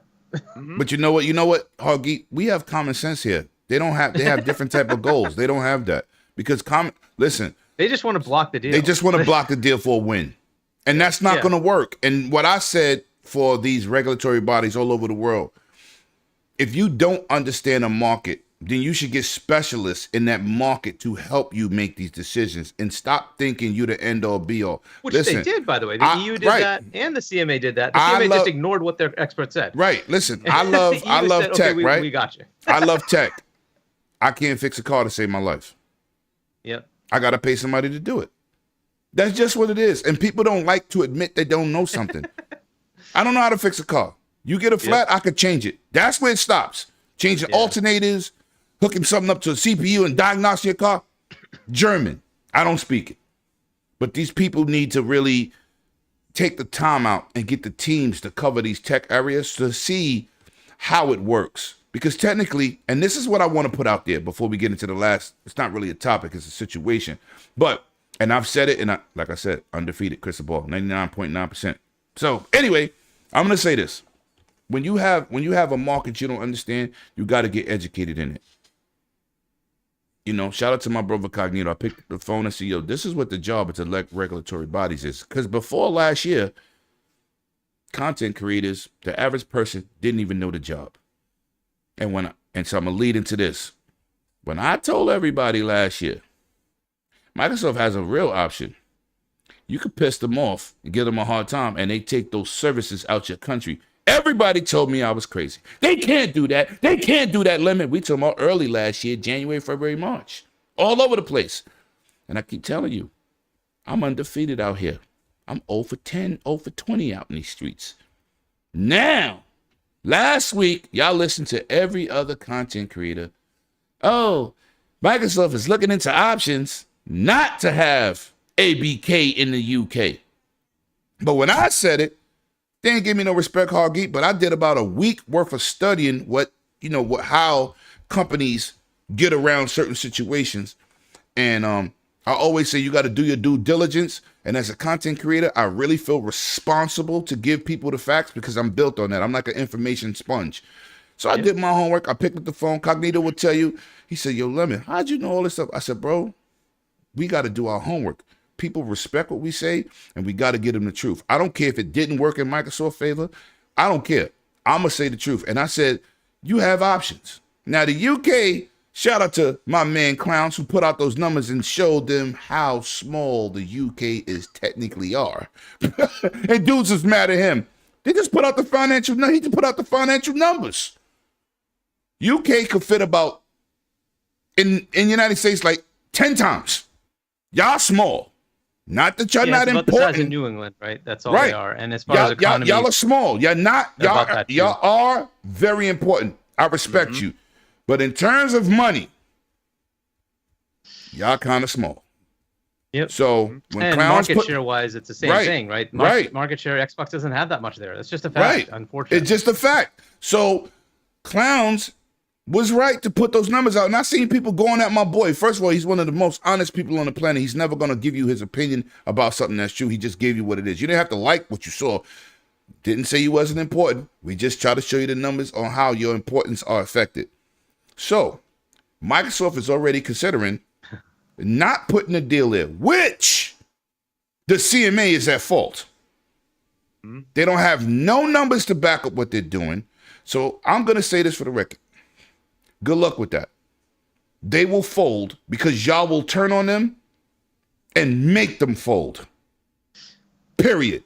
And I'm going to tell you another thing that's in all these other regulatory bodies that gave it approval. Nobody told Microsoft they couldn't make Call of Duty an exclusive. Not one country. Even the CMA approved the console side of this deal. Without anything. Yep. Without anything. Without concessions, So nobody's, they didn't tell them, oh no, you can't make Call of Duty exclusive. They didn't say that. They didn't say you couldn't put Call of Duty on Game Pass and xCloud. They didn't say that. So I don't know if financially Microsoft would want to spite them, but if this deal goes through, they have all the rights to say, you know what? You want to play Call of Duty? You got to play it on Xbox or PC.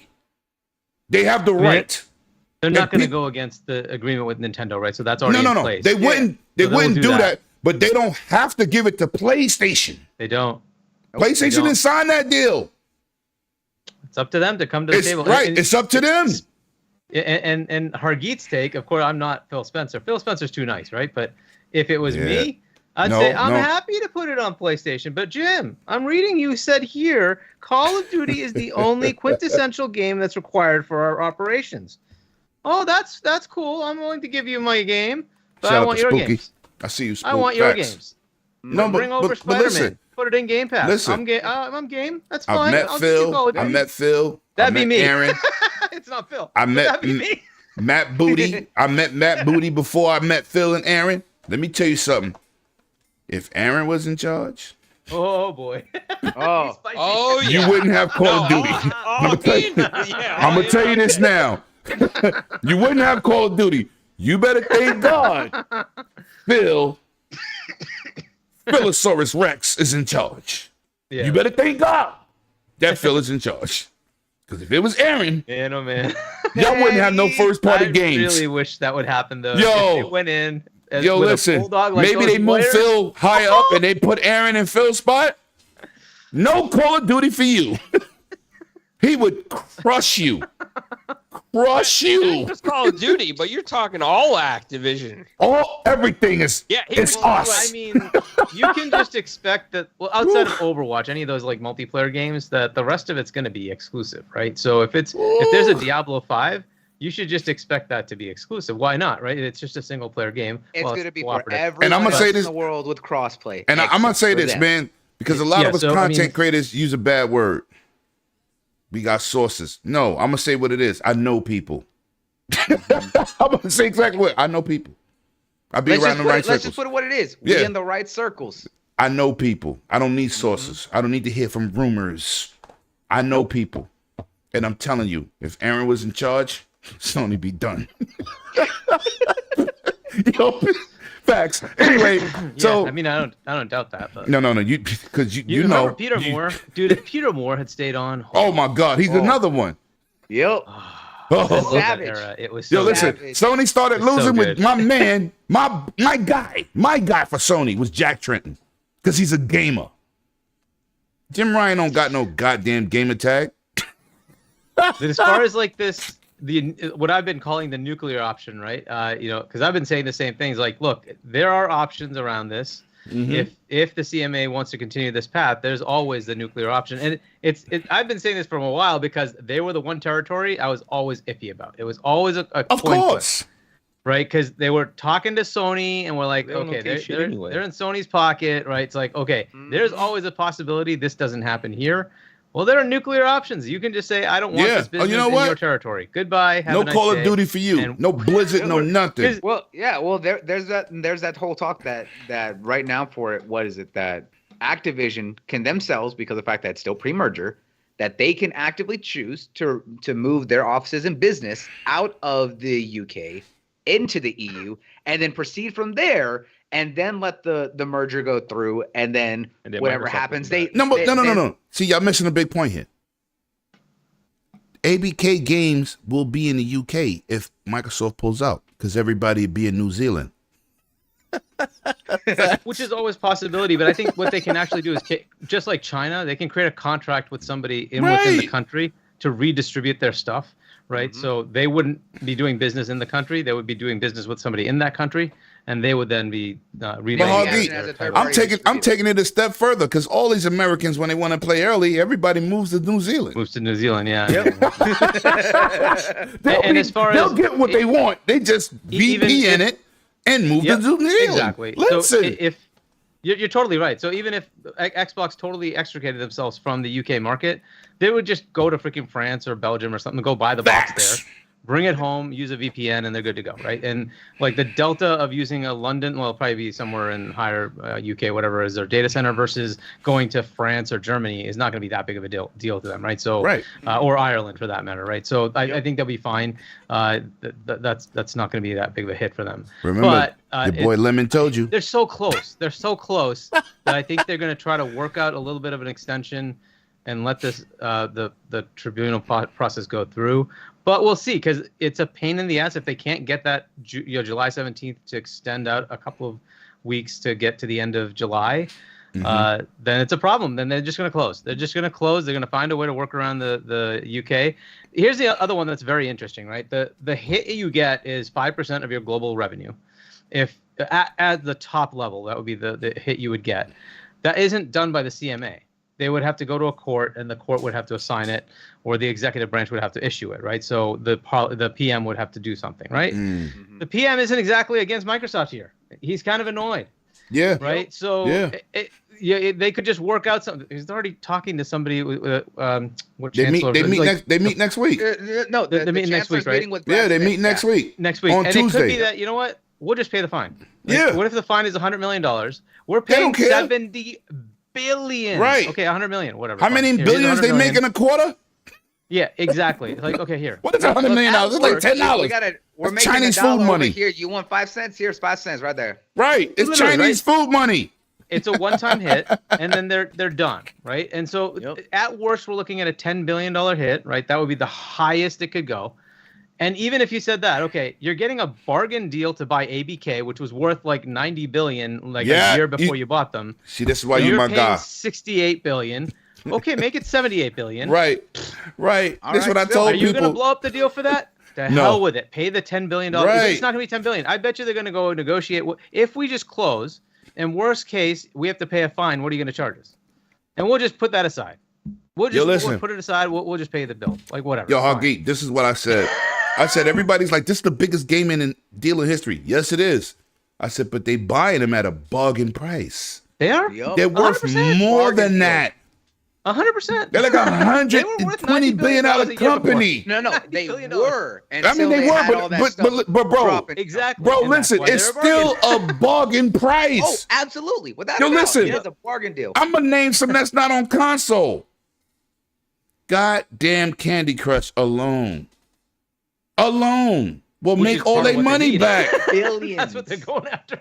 Billions of dollars. This is going to be Are like you what happened with serious? Bethesda. Remember, this is going to be what happened with Bethesda. Remember, after they announced the deal for, what was it, like several billion, like 7 billion or whatever. Then a few months later, right? They said we already made enough money to cover that hole. Bro. Yeah, they said that. Of course. Yeah. They make like, $15 to $20 billion in profit every quarter.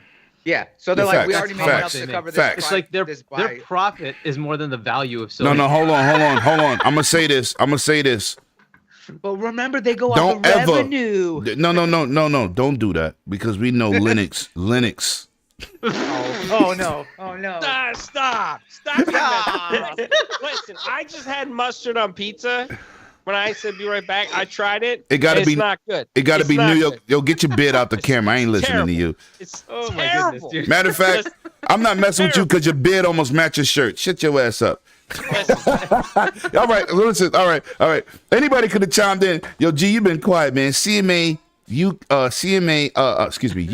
Microsoft pull What the out. hell's going on? Because Microsoft might pull out of the UK, like I said last year, when everybody was like, "Lemon be bugging. He's just an Xbox head." No, I own a business and I know business. If they And die, I said the facts early last year. You gotta stop putting your emotions to these companies and do some homework.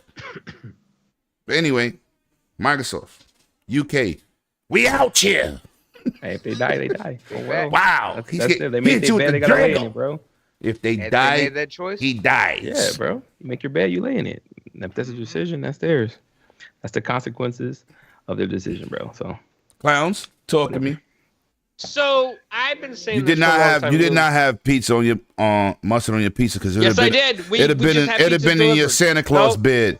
First of all, you probably had Domino's. That shit got to be Brooklyn pizza, New York pizza. You live in Florida, you probably put Gator on your pizza. There's a guy. Hey, listen, don't doubt Gator. All right, I eat Gator, but I don't put it on pizza. No, don't eat my steak. I eat Gator, bro. Listen, Ooh, Gator and rattlesnake on a pizza. Let's go. I had rattlesnake in Texas. I'll never do that again. Hey, he's trying to talk. I'm sorry. Got a pizza place. You know, I was teasing him. He's from I was Philly, teasing him, but G. he's from Naples. Okay. What's Naples? What's Naples? Naples, Italy. What? Italy. Naples, What's that? Italy. What's It's that? a city. Listen. I know what Better Naples than is Brooklyn full. mustard pizza. I'll tell you that. I know what Naples is. So I tried it and it really wasn't good. It hurt my stomach more than No, anything. you need with the to. cheese. When you come I back did to New yellow York, I'm gonna hook mustard. you up. Yo, bro, listen. Don't do that Florida crap. I'm Brooklyn, Florida baby. crap. Mustard Yeah. is mustard. Yeah. No, you ain't got good pizza. Stop it. No, the water's not good. Yeah, I agree with you. The water makes a difference. Listen. Because the water here It tastes does. like fish. Okay, so Oh, the pizza's, it's got a little bit of fishy flavor. Oh But my God. some people do eat sardines on pizza, so I can't complain. I don't eat But that listen, either. Nope. And I love sardines. That don't go together. But go ahead. So I'm not biased. I eat sardines just straight hot sauce. We're but gonna and have crackers. a pizza podcast No, one day, you and I, and I'm Yeah. just Wait, I'm this gonna wasn't the pizza podcast? no. We can call it grab a slice. Grab a Yo. All right, I'm sorry. Let's get back to the CMA. Yeah, The CMA. Let's get back So, to Microsoft might leave UK. I've been saying this for a very long time, probably just as long as you, Lemon, maybe even longer. I used to be a Berkshire Hathaway analyst before I had all my issues. So when it comes to analytical stuff, I'm very smart. Right. And the UK's GDP is 3.13 trillion, right? About to come for you. 3.13 trillion. Okay. Is it that? I thought it's come down now. But maybe it is that high now. No, well, that was the last. The last time he put the numbers up, that's what it was. Yeah, that was the last time it was. It's like a released, month but ago. You're right. It has come down because Brexit has affected their No, economy. don't do that. dramatically. Don't do that. Your UK friends gonna get you. No, but I it's agree. the truth. Listen, I can't lie. It's the truth. It's the truth. Financially, it's the truth. In the big scheme of capitalism, the UK is like this big. Yeah. Nobody cares about them in the world of Clowns, capitalism. tell them the market cap of Microsoft. Yeah, I mean, it's worth. I love it's worth Hoggy, half. yo. I love Hoggy. 2.5 From the time I met Hoggy at PAX East, this dude is It's sociably, respectfully spicy. almost the size of the UK's I GDP. like it. And probably bigger now, to be honest with you. California has a bigger GDP alone by Damn. itself than the UK. It's So facts. when I had lawyers from the UK, not just one, but like 5 or 6 different lawyers from the UK messaged me, and they said, Yes, he Klaus, does. you are wrong on this. They said, Microsoft would get bad taste with world governments, 11 eyes, and all this stuff. Okay. And I said to them, I said, listen, the US government paid $29.1 billion for HoloLenses with the military. You know how much the UK paid for Azure servers? Like $298 million. There's a big difference there. What is worth more to Microsoft in the terms of things? Microsoft contributes more to the GDP in the UK than they make from the UK in general, right? So it's not like Microsoft can't say we're going to exit our contracts and leave. No, if there's an exit clause in the contract or a contract expiring, and Microsoft could take that cue to get this deal passed, they're going to do it. They'll pull out whatever they can, only under the contracts they have to get this deal through. This deal is worth $70 billion. That's a lot less than they make from the UK, let alone ABK's revenue from the UK is only $828 million. You think Microsoft's going to sit in their boardroom and say, man, that $828 million, we could buy lots of toilet paper with that. We care about that so much. We need that $828 million. They don't. And I'm not trying to mock the people in the UK. Like, no, it has nothing to do with it's nothing personal. This is business. It's not personal. It's not you guys personal. have a legitimate concern to be annoyed with your CMA and the way your legislation's written, just like we are upset with our FTC right now, our FTC chair. But listen, even if Microsoft pulls out of the UK right now, or whatever they have to pull out of the UK, I guarantee you in a year from now, when the parliament rewrites the legislation for the CMA, Microsoft will be back there. Oh, yeah. Microsoft, they can exit forever. You want more clowns? There's even more interesting things. We do not have a trade agreement with the UK at this point because they Brexited. And the deals that were working with Trump never went forward, right? So it switched to a new administration. They never went forward. So right now, we don't have a trade agreement. Do you think they want a trade agreement with the U.S.? Does any country in the world not want a trade agreement with the U.S.? Yes, so, every country does. Do you think the U.S. isn't going to say the American mega corporation, the one that you effed over, you're not going to be required to go fix that? So yeah, they can try all that stuff, but ultimately they're going to have to listen to the U.S. That's just the way it goes, right? Yep. And that trade agreement is going to happen, and politics is politics, and it'll end up getting fixed. I don't think it's going to go that far because the problems with Microsoft coming out, as much as Linux fans are Linux fans, is Microsoft really is the enterprise software of the world. In fact, they're doing most of the enterprise software for the UK government. They are. That's why they're running Teams, right? If you pull that out, every international company in the world that has a UK presence is going to say, well, are you telling me I can't deploy Windows? Like, I need that. Like, all my users are using it. What do you mean I can't do that? Like, it would be devastating, not to mention every company in the UK who can no longer use the mainstream enterprise apps. Office is gone. Your Windows is gone. We're removing Teams. We're removing Teams. Yeah, like that's not tenable. That's just not like dude, they're in countries that are sanctioned because you need to run them. There's just no way around it, right? So it is what it is. That's just not a thing. They have to be there for those things. It would have to be carving out the consumer space, the Xbox side of it, right?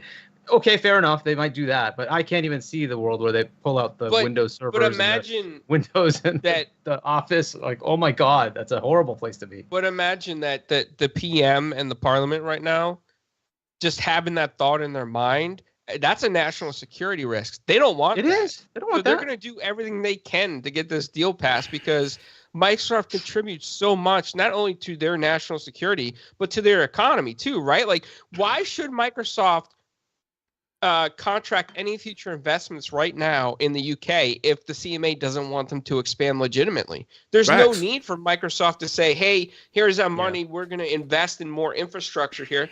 There's no need. As a company that is based on capitalism, you want to use your money to grow. And if you can't use your money to grow and you're just taking loss after loss and red tape after red tape, you're just not going to do it. Yeah. Doesn't make sense. It's CMA that's getting the losses, right? They've pushed against several deals now in the U.S., and they're trying to assert their authority on U.S. companies. And like, okay, but that's going to get, at some point, some pushback as to what it is you're doing, right? If the EU had blocked, that would be a thing. EU didn't block, right? So when you have that as a contrary to what, their position when they Brexited was we're going to be more favorable to business investment, not less favorable. And up to now, the CMA has done the absolute opposite. They have been less favorable than their EU counterparts. And if that's what you're looking at, well, that's just not good, right? And so now investment from the rest of the world is going to be like, well, why not go to Brussels? Why not go to France? Why not, like, what? They're much better. They're not causing us as much headache. Plus, there's growing countries in the EU that are more hungry. Maybe you go to Poland. And you're putting money and jobs into those ecosystems too. It's not just about you making money. You got it's like when you call Microsoft, right? At a certain time, they're employing people in India. Yeah. For tech. Microsoft employs everywhere. Right. Yeah, so I'm saying, like, you got to look at the Yes. big picture. It's not really about a console war. It's about economics at some point. And when you got these, because I called the IT like at 12 at night my time, and they sent me to India. And I said, oh, snap. They got techs in India? Yeah. I was shocked. Oh, yeah, for real. But that Yeah. shows you Yeah, outsourcing. I was like, wow, that's awesome. You know what I'm saying? So it's not just about console one. They're providing jobs, but if they pull out, y'all in And trouble. also a massive investment in AI, and they were Yes. about to put $10 billion investment in UK on AI. And if that's like the way they Oh. are, I mean, you just have to say, like, is that an investment we want to make, right? And that's there's jobs galore, right? That's Yeah, a huge amount of jobs, very That's high a paying huge jobs. amount of jobs, right? And suddenly you're not getting that. It's like, it's not good. No, and And then you Microsoft look has at already places like Germany. they've Germany already been has- thinking about buying out that AI company just so they don't have to deal with the CMA and bringing them here. They thought about that publicly. I But gotta break this intermission real quick. Oh, that crystal ball is looking good, baby. It's got mustard. You need to clean it. Oh, that boy Cerebral Yeah. Paul said, I tried mustard on pizza. Proof on Twitter. Not bad. 108 Dragons TV. I got an Italian to convert. You see that? Paul. You see that, Huggy? Paul is like at this Yeah. point. At this point, Welcome he's to point Team Brown 0.175% Italian after doing that. Okay. Oh no. Saying it's not bad. Oh, Paul. Yo, listen, I'm pulling your I'm card. gonna let you come to Brooklyn. You come to my city. You part of my city, clowns. I got you. I'm gonna take you to my pizza shop with Sal and make sure they make you a slice that when you bite it, it don't. Cause you know, Hoggy. You know what's crazy? I'm a black and Puerto Rican guy. I take him to a great pizza spot. How does the black and Puerto Rican guy eat pizza better than the Italian man? It was falling on. It was falling all in his face. He looked like he was eating with, like he needed a bib. It was crazy. Oh no. So And when now it was I got put on somebody the, to when it was convert. put on the plate, my pizza had a cut on the side, so Right. obviously cheese is gonna fall when it's hot. So But it was rigged. It was rigged. It was Lyman looked rigged at like the pizza CMA and he's situation was "Huh, rigged. Which one am I gonna give to clowns? I'll give this one fall apart. So I can get Look at it. Hoggeet. Hoggeet messy. Look at his background. Hoggeet is no good. Oh no. I see it, yeah. I'm just saying, chat. You come to my city, I'm gonna take you on my block. We gonna get some pizza, New York status, not places that in your state says New York pizza, because all of those places suck. Yo, all of listen, those I places can suck. vouch. I was like, he took me to this dope ass spot when me, him, and his boy Tommy Gunn. Shout out to Tommy. We went out clubbing, and we was like 2:00 in the morning. We was all drunk and partied out. He's like, hey, you hungry? I'm just like, yeah. He's like, you want some real good pizza? I'm just like, Yeah. So we went to this spot, 2:00 in the morning, big ass slice of pizza. I was like, he's like, you only need one. He's like, trust me. You only need one. Some of Trust the me. best, Right. Best pizza Right. I ever had. I'm just like, yo, this is legit. Yo, clowns ain't no New Yorker. He's really a PA guy with New York roots. But I'm gonna show. I'm gonna damn. show you. He ask him. Well, no, I was born in PA, You was- but right? you But went- I would go to New York every summer with my family. Yeah, because my dad's whole family's in New York. Right. But you like a second generation. You know what I'm saying? Oh no, I'm first generation born. Oh, well, in first generation. Yeah, first. You Yeah, first. my You dad first. was straight from Italy. He came over facts, at 14. Right. Anyway, shout out to you, Paul. Can't wait to pull up in your stream when you stream it. Anyway, sorry. Continue, clowns, about this whole CMA. I had to The other break thing that I up. wanted to say is that when we were talking about the GDP, the service industry in the UK right now is what's really important. It accounts for 52% of their GDP. And Microsoft is one of the largest contributors to their services industry. So all these people that keep saying that, Microsoft's going to hurt real bad if they pulled stuff out, they're not going to hurt, dude. Like they have investments so many other places, and they are taking losses in the UK as it stands today with the way the UK economy is. So it doesn't matter. Microsoft could do whatever the hell they want. They're a company based on capitalism with investors in a board that they have to answer to. It's not personal. It's And that's what a lot of people are doing. They're taking this personal, and they're getting upset. And they're getting all in their feelings. Because but a lot of people that take it personal don't understand what these bodies are supposed to do. Well, it's just that they don't. A lot of people don't want to understand that a $3.13 trillion GDP is very tiny. Like, because UK's by itself now. When it was part of Europe, it was a different thing. Right. But they Their separated. GDP mattered to it. But Europe by itself is larger than UK's GDP. South America is larger than the UK's GDP. I mean, so UK's by itself. It's a little island with a very, and they're allies of ours and whatnot, and great people over there. But great people. It has nothing to do with the people. This is business. Economically, they don't have it. Makes sense for Microsoft. Right. It just doesn't. You listen. The next biggest economy is China, and they approved it. Right. Yeah. So, damn. You really went there. It's just facts, right? Japan, China. Right. It's facts. Right. It is what it is, right? It is what it is. You just have to accept what it is. All right, I want to get out of here, man, because we've been here a long time. Anybody got any more they want to touch on before we leave? Is there any other big thing going on? I think you had.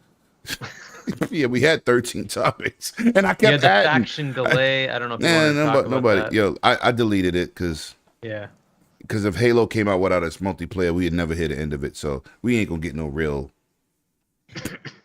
Right. I think it's more an interesting thing of that just was early in the week topics. Bungie, you know what I'm saying? And Sony, but yeah, and then equivalently, Jason Schreier came up with the Redfall thing, which was also interesting. But whatever. Talk about it. Bring it up. Yeah. So Jason Schreier had two things in the last week.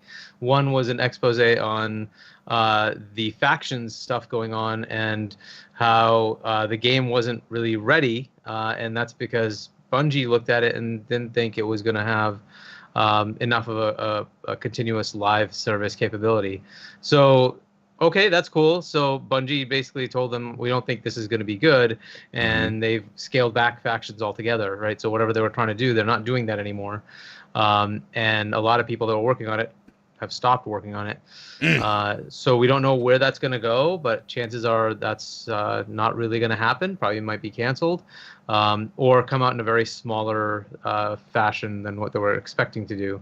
And that's somewhat odd, I guess, but just it's interesting in this switch to live service that, all the stuff we saw in their new showcase was live service games, and Bungie seems to have a lot of potential authority on what those games, what games will ship.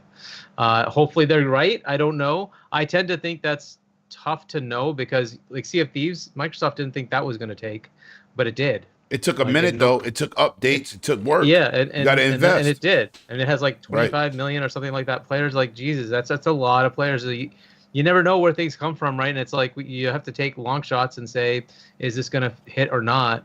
But I hope they don't like go too crazy. The other thing was this Aspire KOTOR thing where it's like it's not cinematic enough. Well, but that's not what people are going to want in a live service game. No. So I hope they understand right. that and like they don't block things before they have a chance to hit the market and be something, right? So, but we'll see. So that part was kind of interesting. It was both the Bungie part of it that they kind of can say no, and the fact that Naughty Dog was unable to actually deliver this thing. Years later. The second one was this Redfall thing where apparently the developers knew that this game was going to be trash. And they,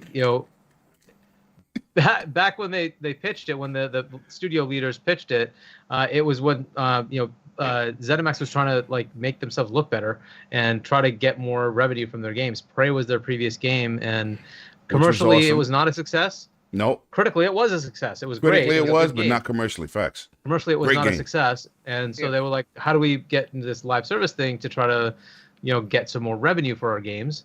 And so they took that and ran with it and said, "Hey, we're going to make this, vampire game that's live service."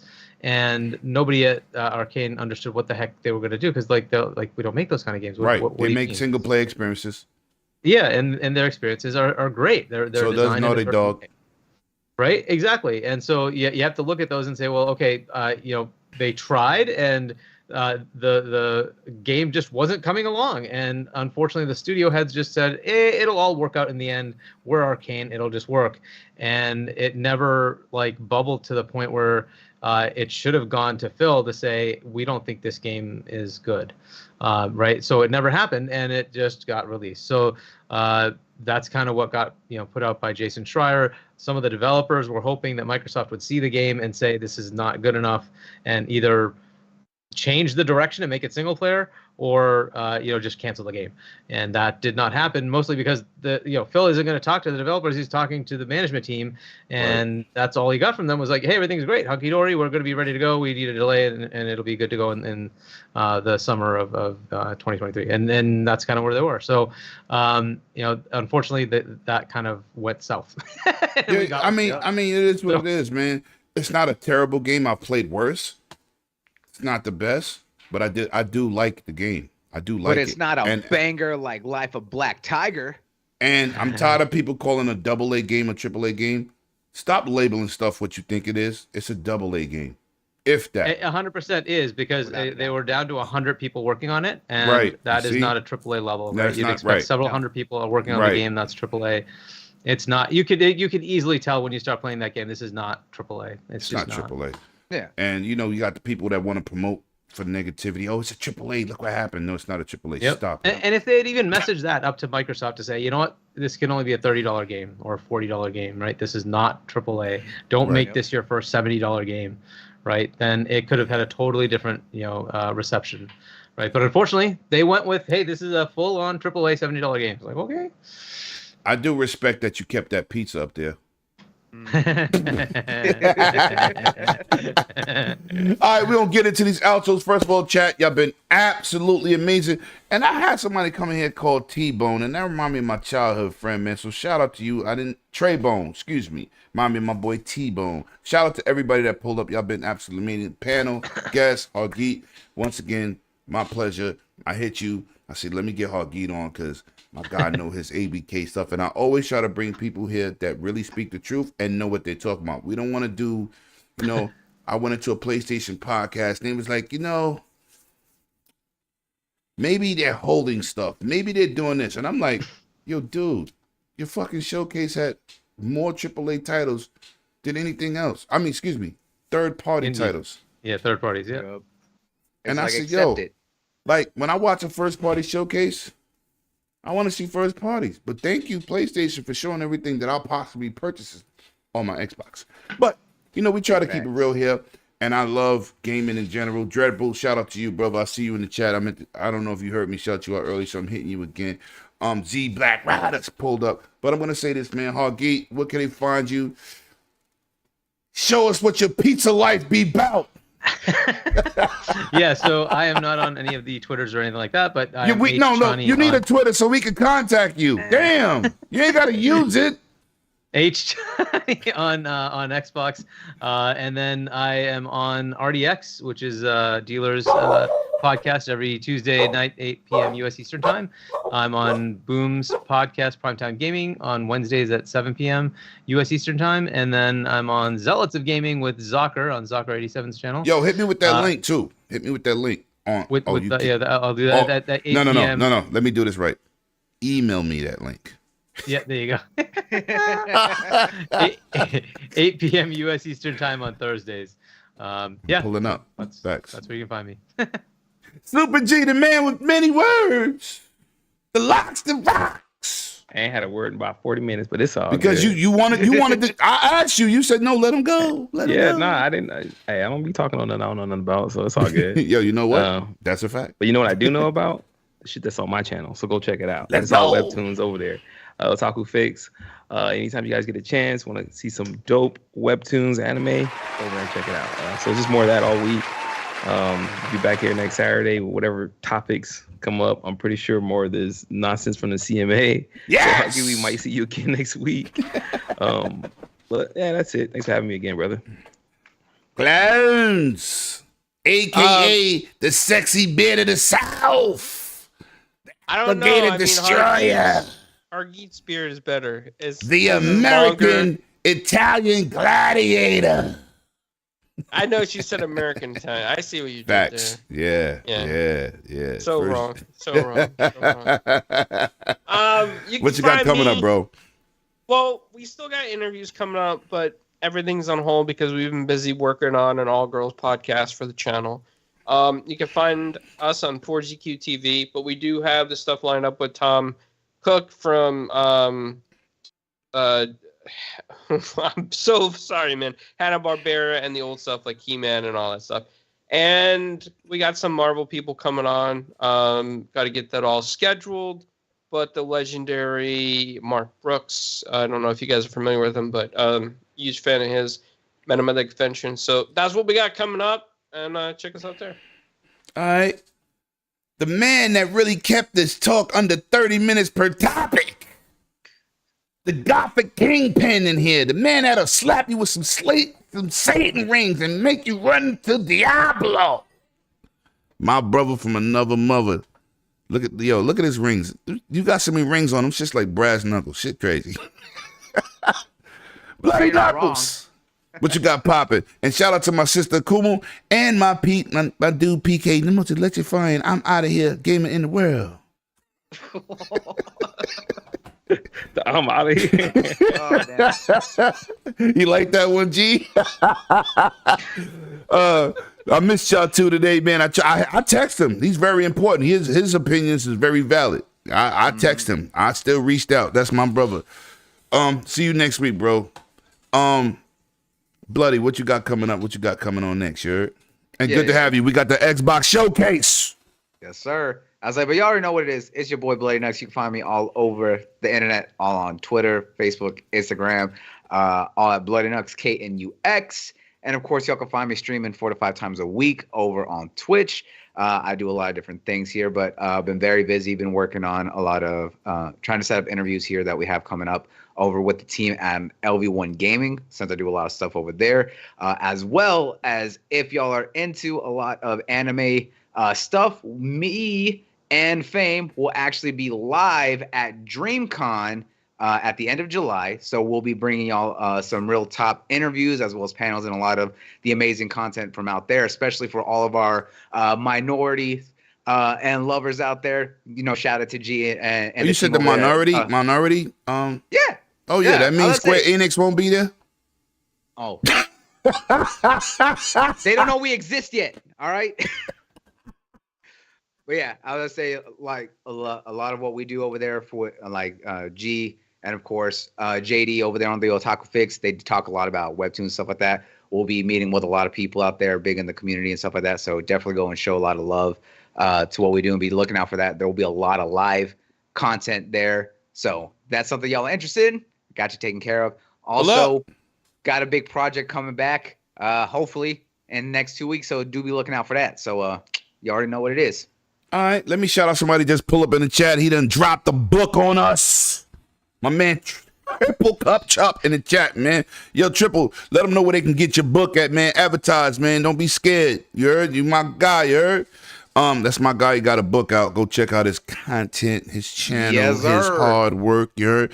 We be doing real things out in these gaming streets. And also, like I said, I'd like to thank my panel, Hargeet, Carlo, G, and of course, Bloody. Y'all been amazing. And plus, everybody that pull up tonight, man, we was lit 90 plus tonight. I love it. Love expressing things with my gamers and my gaming community, man. And I like to bring people here on the Dragon's Den that's going to give you serious knowledge, man. We don't be in here stroking nobody's ego. We just do what it do. And as I always say, I need y'all to bring your game and not your name. And we'll see you next week, man. They try to get me to cancel. They wanted me to be at the Black Rob Celebrity Basketball game and play. I'm injured. I ain't playing. But I see y'all in the next one, man. Peace out. Have a great weekend and enjoy, live, love, and life, baby. Let's get it. See y'all later.